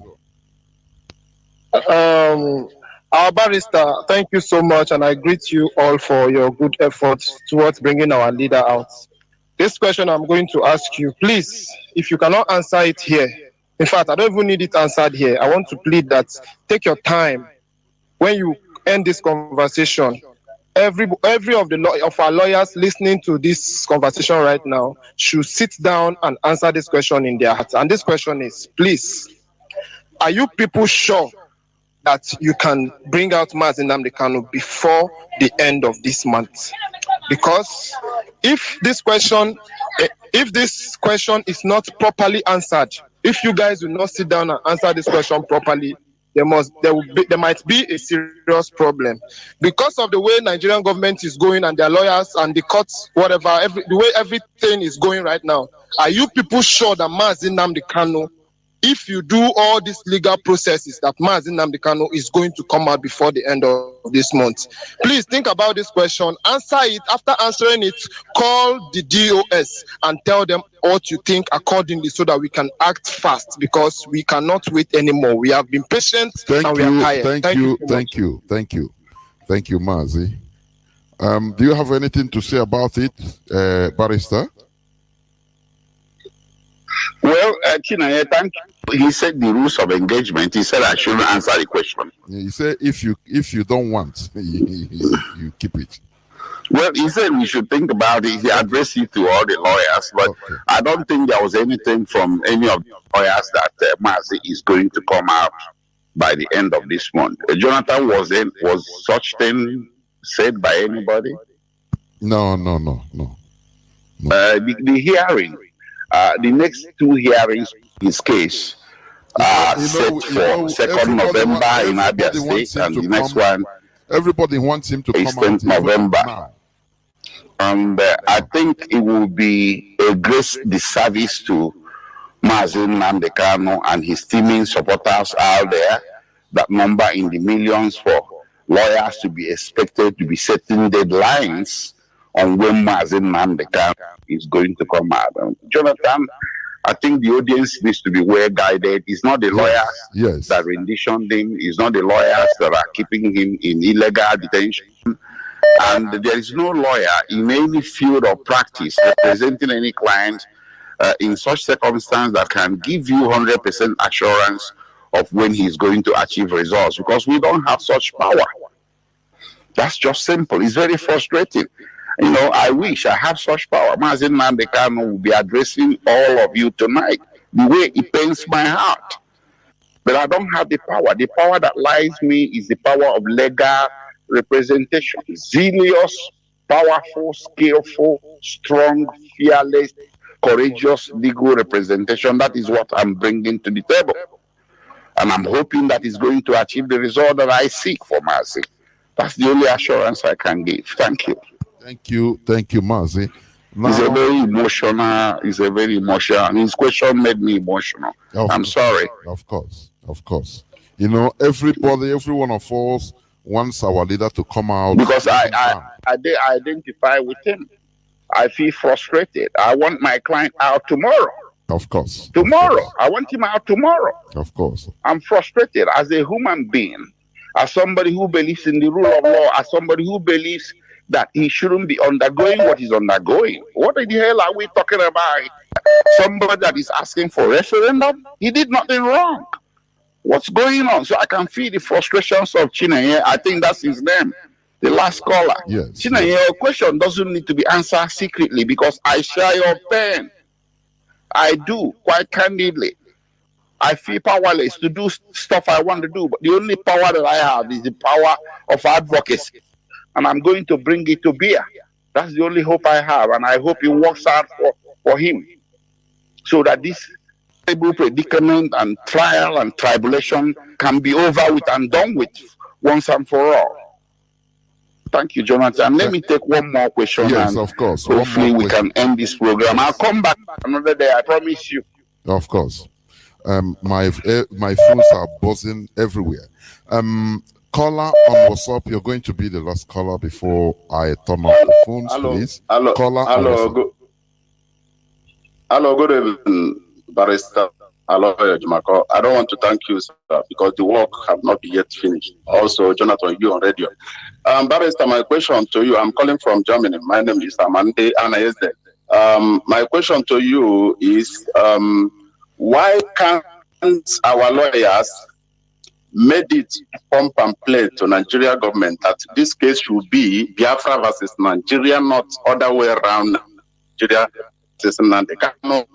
Number one. Number two, I heard you say that if you can advise our people like me, we should, when tomorrow to collect another citizenship, which is not Nigeria, which you mean that we should not have dual citizenship, or even have Nigerian passport. Let me answer the question. I'm losing network.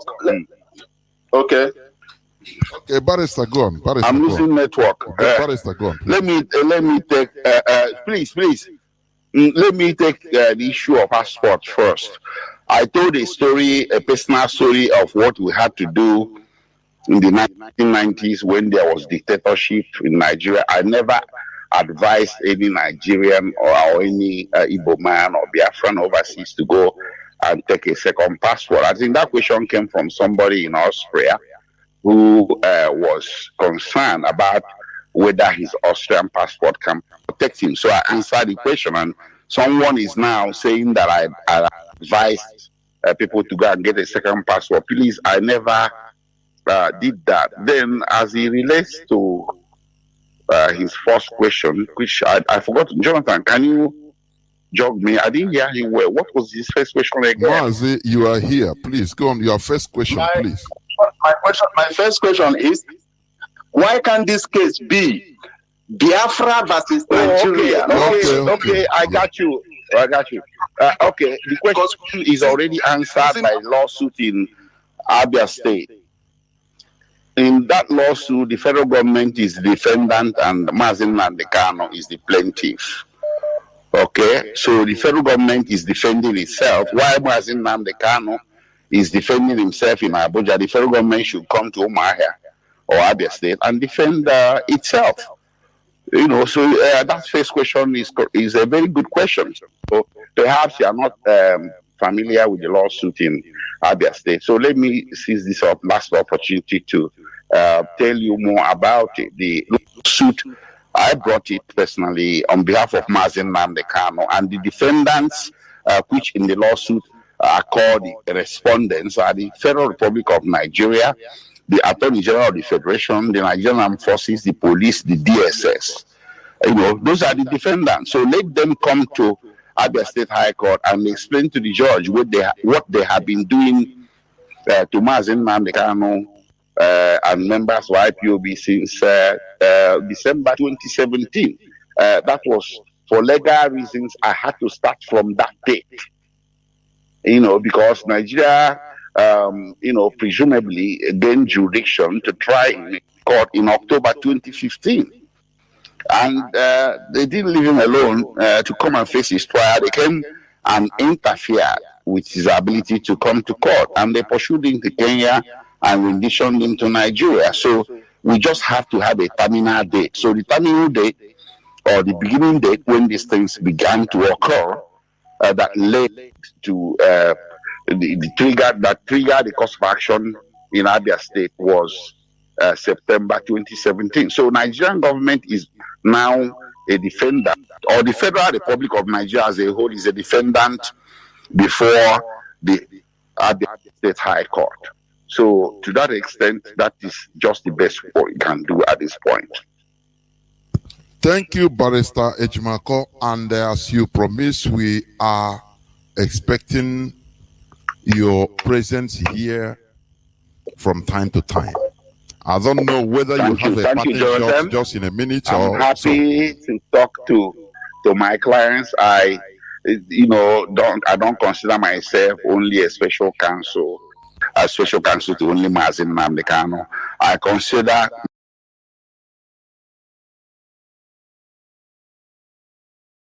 so I'm happy to talk to them and have this interaction, which I consider to be very fruitful and informative. And thank you, Jonathan. You are doing a great job.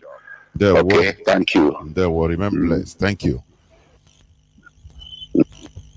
This is Radio Biafra HAUSA service coming to you through the auspices of Radio Biafra London. I think many people are still calling, but everybody will not have the opportunity to call because of the time limit, and one person will be talking at a time. Before I close this program, I want us to understand that we are in a very serious situation. Our attorneys, our lawyers, they are also working in a very hostile and primitive situation. All we need is to encourage them, encourage ourselves, continue in whatever engagements we are into in this struggle, because we are a body, we are one family, we are working towards one goal, and that goal is the restoration of the sovereign state of Biafra. Therefore, please, as I've been saying, history will remember us that we did the right thing because we are selfless. Each and every one of us wants our leader to be out even now. But let me tell you, our leader is going to be out. Make no mistake about it. These are the tribulations. These are the inconveniences. These are the sufferings that all these other people, all these so-called intellectuals in our land, intellectuals and the politicians, they are avoiding. Instead of them to go through this inconvenience, they better continue in the status quo. Even if it means being slaves, even if it means being treated like slaves. Look at in Abuja how they treated them. Just give them seat outside, let the sun be beating them. This is how they have reduced themselves. This generation say, no, we cannot continue accepting this in the name of one Nigeria. It is practically impossible. It is practically impossible. We have accepted to go through this inconvenience. Our leader, MAZI Nnamdi Kanu, is at the forefront. Ima, there is nothing, if you talk, you cannot be MAZI Nnamdi Kanu. Your jealousy cannot make you be like him. Nobody can be like him, but only him is unique. He has energized us and continue energizing us through his ways and actions in order to be consistent in what we are doing, because consistency is the key. Why the Fulani? They are controlling everything in Nigeria.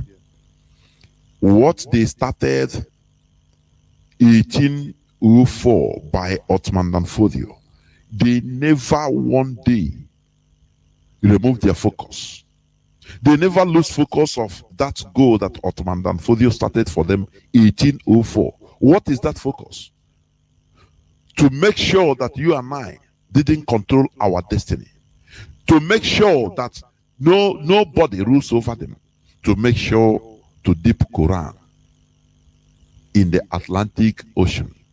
That is what they have been focusing on. They never allowed anything. I say anything.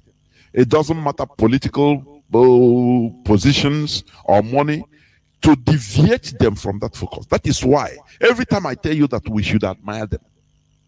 We fought a war for just few years and we forgot the focus.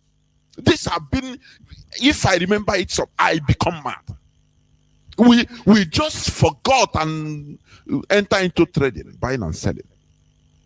Do you understand? South Sudan, right from 1956, when Sudan had independence, they started fighting. They said, no, we no go agree. We cannot be with these people. Today they are free. The problem we are having is inconsistency in our ideology. To the extent even they removed, they erased us of any ideology. Our ideology became go and make money, boutique, and come and be Just a big tree that cannot make an island in your village. That is it. Do you understand? So this is the problem we have, and that is what has been affecting our lives till today. Lack of consistency, that is inconsistency. That is it. But today we have understood. We have really understood. Do you understand me? We have really understood our problem, because our problem is in our hand. Our problem come from us. We are the cause of our problem. Therefore, the first thing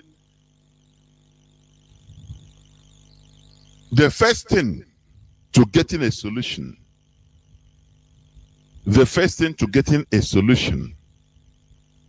to a problem is to identify the problem. Once we have identified the problem, now it's okay. Now it's okay. We will be heading to the solution of the problem.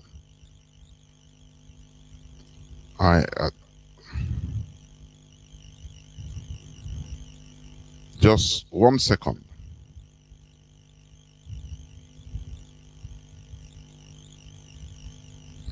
So what am I saying? That we have identified our problem. That is inconsistency, lack of ideology, and inconsistency. Do you understand me? That is the problem we are having. We go after we become deviated like an excited dog that you are walking without chain. After he just started a passive order of anything and started running left and right, excited. That is why we are where we are today. People that have focus and continued working on their focus, today they are free. It doesn't matter what it took them, because freedom is not something you get by after drinking tea. You give us the freedom, they give you freedom. It doesn't work like that.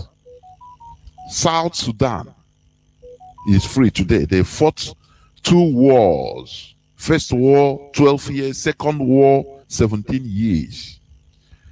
But when you come to our land, it is all these old men. They will tell you, have you seen war? I keep on repeating this so that our people will understand.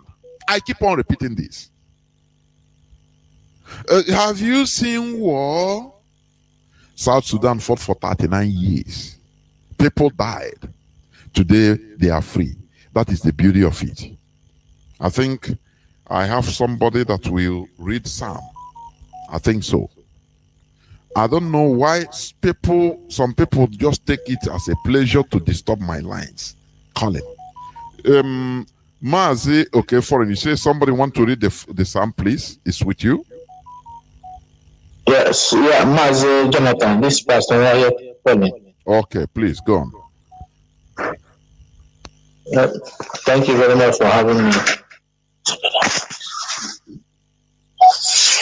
Thank you very much for having me tonight. What? Go on, please. Go on. Because I'm on the verge of closing. Go on. Okay. Thank you very much. Biafrans, wherever you are, please join us in the reading of the Psalm 146. The Psalm 146 is the Psalm of today. So, I will urge every one of us to go and look at it and read the Psalm, and we're going to pray.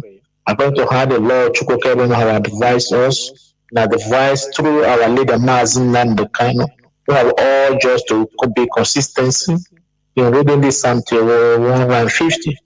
Tonight, today we are reading 146. So, Biafrans, wherever you are, I want you now to go there and read the Psalms, and we are going to pray. Father, we are praying because you are God. So we are attacking you because what you have done for us on 21st, bringing out our leader. As we did so, that we are giving you praises and thanks. We are saying your name be exalted above every other name.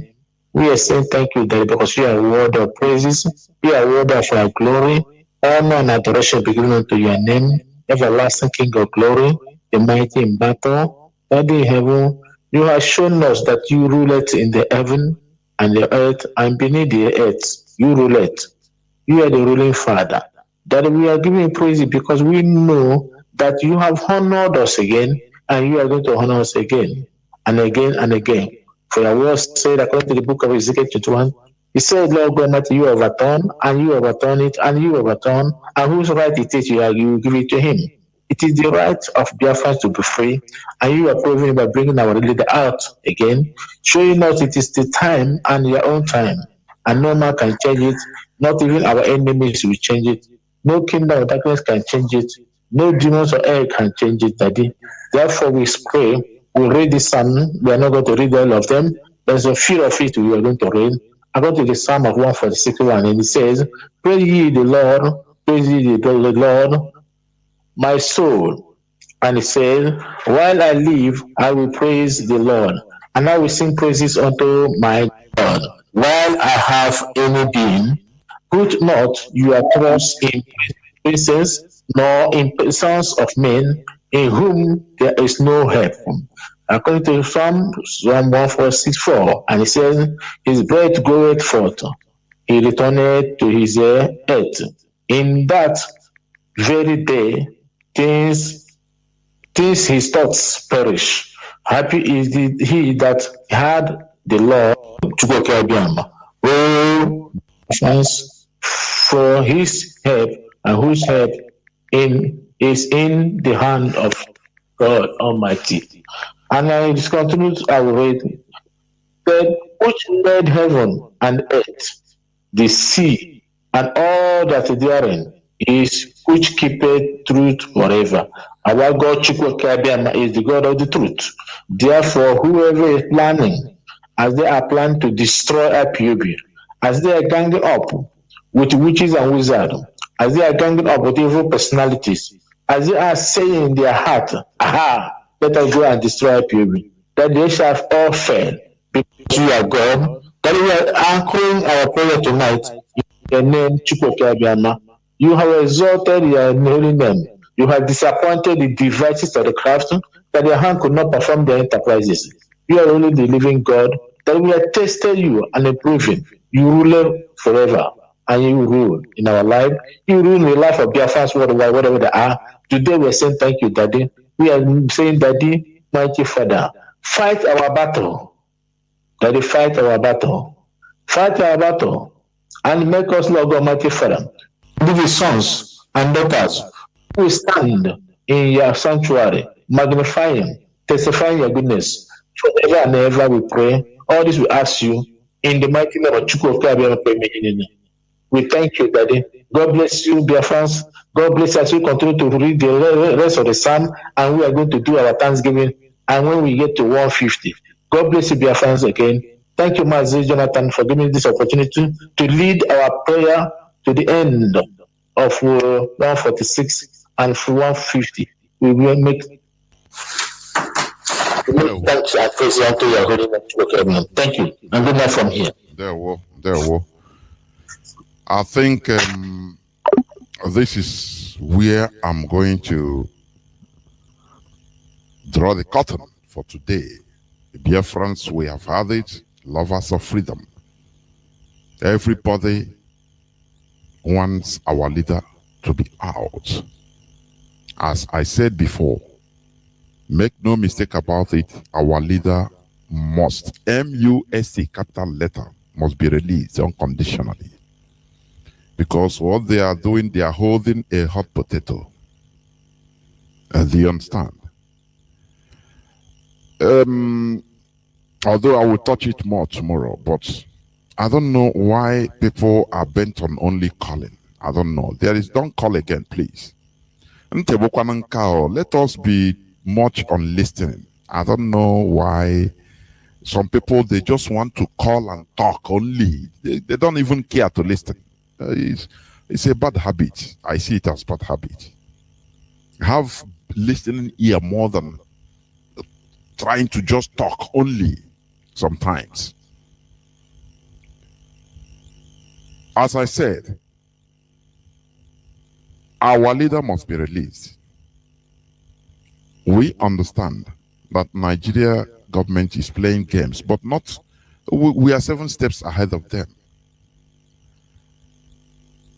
Our leader must be released, as have been addressed by our HOD. We gave them till the 4th of November. Do you understand? After that, Biafra land will be a lockdown. That is it. It is the sacrifice we should make. One of the sacrifices. People have paid the ultimate price. That is the reality. People have paid the ultimate price.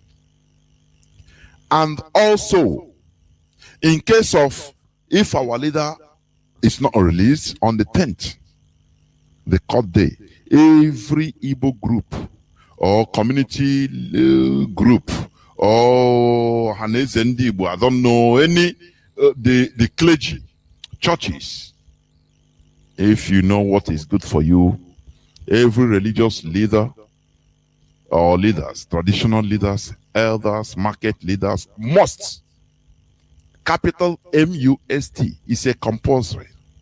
They must send representative delegates to Abuja High Court on the 10th of November in solidarity to our leader MAZI Nnamdi Kanu. Failure to adhere to this order shall be presumed as the enemy of the people. We are taking back our land. We are taking it back. Do you understand? So, what we need is, as I said, to be consistent in what we are doing. People should stop listening to gossip. This is one thing that our leader continue warning against, listening to gossip. Gossip. Ashekwa, ashe, ashekwa, ashe. There are many ashekwa, ashe going around in this world every second. If you are not focused, you continue listening to here and there, and you become confused. After you say, we don't know what is that, we are confused. Nobody is confused but you. Because you continue listening to gossip. Do you understand? We are taking over our land. Let me tell you, these politicians, you see, they are few. They don't have any power. I'm telling you honestly. When you see them, you think that they are larger than life. They don't, nothing. You are the reason why. The people are the reason why that they are making this rubbish. And we can authoritatively say, through our intelligence, that the system the politicians have devised to vote during Anambra State election is by instructing, they are now instructing people to go to designated individuals' houses instead of polling units and cast their votes. Now they are going from house to house in Anambra, informing people to go to the particular house they have designated and cast their votes. Listen. Onye to voto gawugwa HAUSA. That is all we can say. You know, there is one voice that I put. I inserted it yesterday and today also. The man rightfully said, we have been going on due process and we are going from bad to worse. Every time due process, we need to vote. It's the same thing. You know, we stick. It's only election that they never fail. And we continue complying as people with them. During every 4 years, okay, come, you vote, and we go due process. When we vote, after we start shouting, all we get is rubbish. Do you understand? Now, why not we do something else so that we can get another result? The man rightfully said, he said, let us remove ourselves from this due process and see the results, what we can get. If they want, let them put a call Fulani to come and rule, and let us see.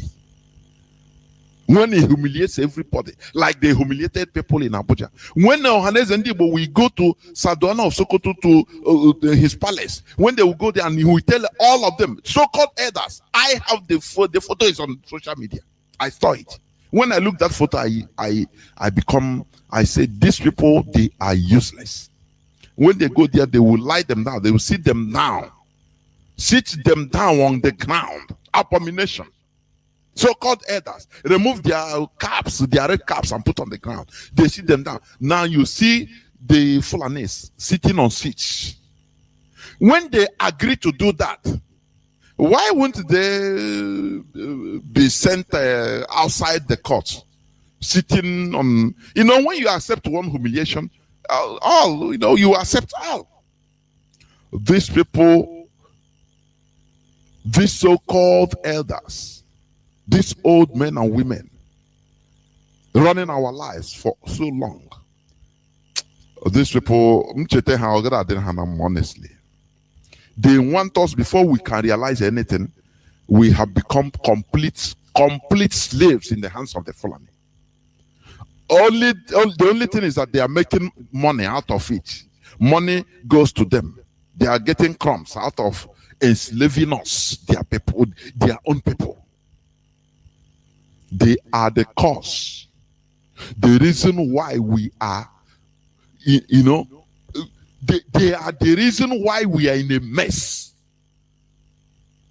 Sometimes people talk about, it's Britain, it's this and that. No, we are the cause of our own problem. This world is a world of exploitation. I used to say it. It is a world whereby exploitation is allowed. That is the rule of the world. If you can exploit and get away with it, do it. Do you understand me? If you can exploit others and get away with it, do it, no problem. If you cannot get away with it, you look at maybe the consequence. Look at Iran now is trying to get nuclear weapon.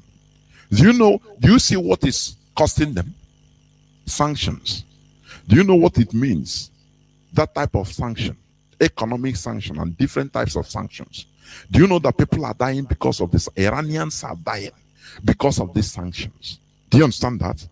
But they are comparing the advantage of being one of the most powerful countries in the world, what will we bring to their future generation, and abandoning it. They are comparing it with the sanctions they are having. People dying, people starving, this and that. Now they are taking decision. Tomorrow when they come out victorious, now you start looking at the results. You don't even think about what they suffered. That is why I say we are the cause of our problem, because we are not consistent. We jettison. And once the thing is difficult, you see an average Igbo man jettison it. As far as it's not about making money, it's not about money. It's about a struggle. It's about doing things so that other people can benefit for our collective interest. They know they carry on for head. Now this Biafra thing, carry on for your neck. No, it's personal. You should take it personal and consistently so. That is how we have victory. As I said, we fought we tried, our people tried. But this type of thing, you don't give up. 67 to 70, even they put a blanket on it. The pronunciation of Biafra becomes a taboo, and we accepted it. It becomes a taboo in our land. Even our own people are mocking it. Oh, Chineke, we are the cause of our problems. I'm telling you. But this time, when our leader will be speaking, he said, the Fulani, they don't understand the type of this generation, IPOP, they are messing with. That when we finish with them, you see HAUSA.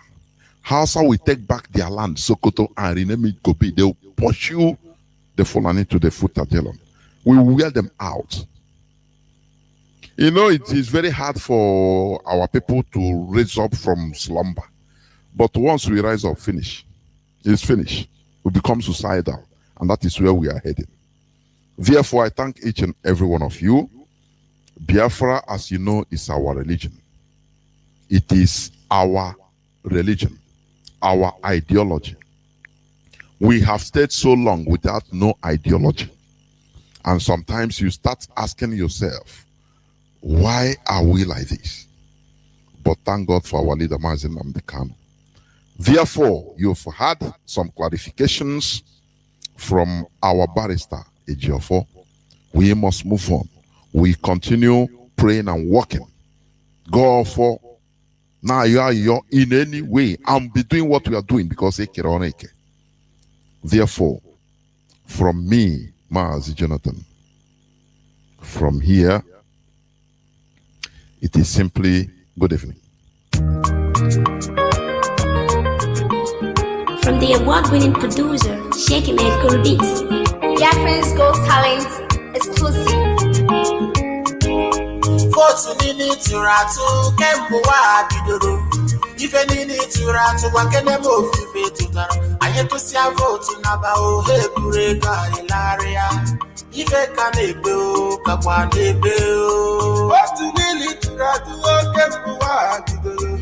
Iye nini turatu wakene mofife tutalo. Ofiye tutalo babu fiye tutalo. Iye kanebe kakwa nebe o. Iye kanebe o kakwa nebe. Iye kanebe o kakwa nebe. Iye kanebe o kakwa nebe. IPOB, one family, IPOB.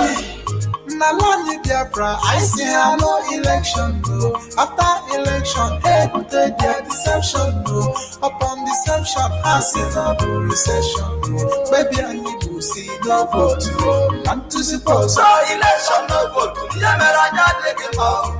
Who want to let the people know you no so further? Kedi yake we want to be a farajo.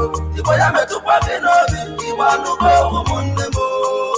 Adile kwenu mwenwene o Nime Sokoto Ifunu na chona Sokoto Munne munoti na Shokoto Chukwu abia magosela ye na udi obuna Umunne mo Ule kwele nule kaye musianike Iyo koko anyama hola ntimo Atuma tunala dikwebu Tubo chibo Ebe nile Anizi kwebu Iye kanebe o Kapanebe Iye kanebe o Kapanebe Asimi iye kanebe o Kapanebe Enimi iye kanebe o Kapanebe Biafrans Biafrans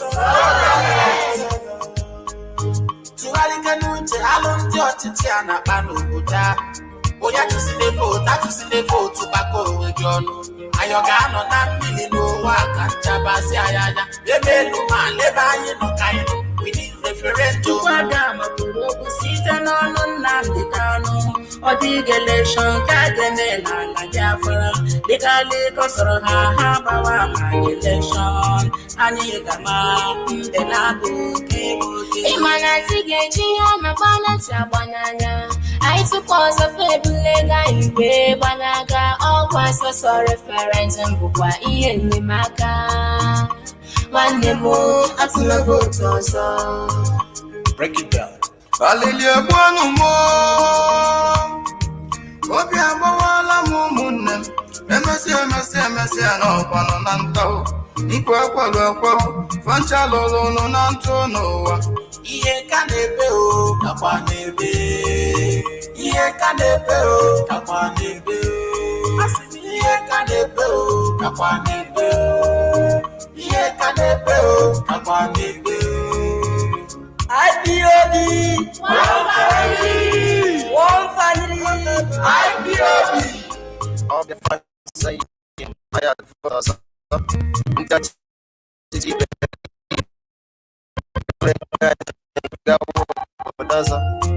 All we want is freedom, no referendum, no election. We want freedom in our nation. We want freedom in our nation. Our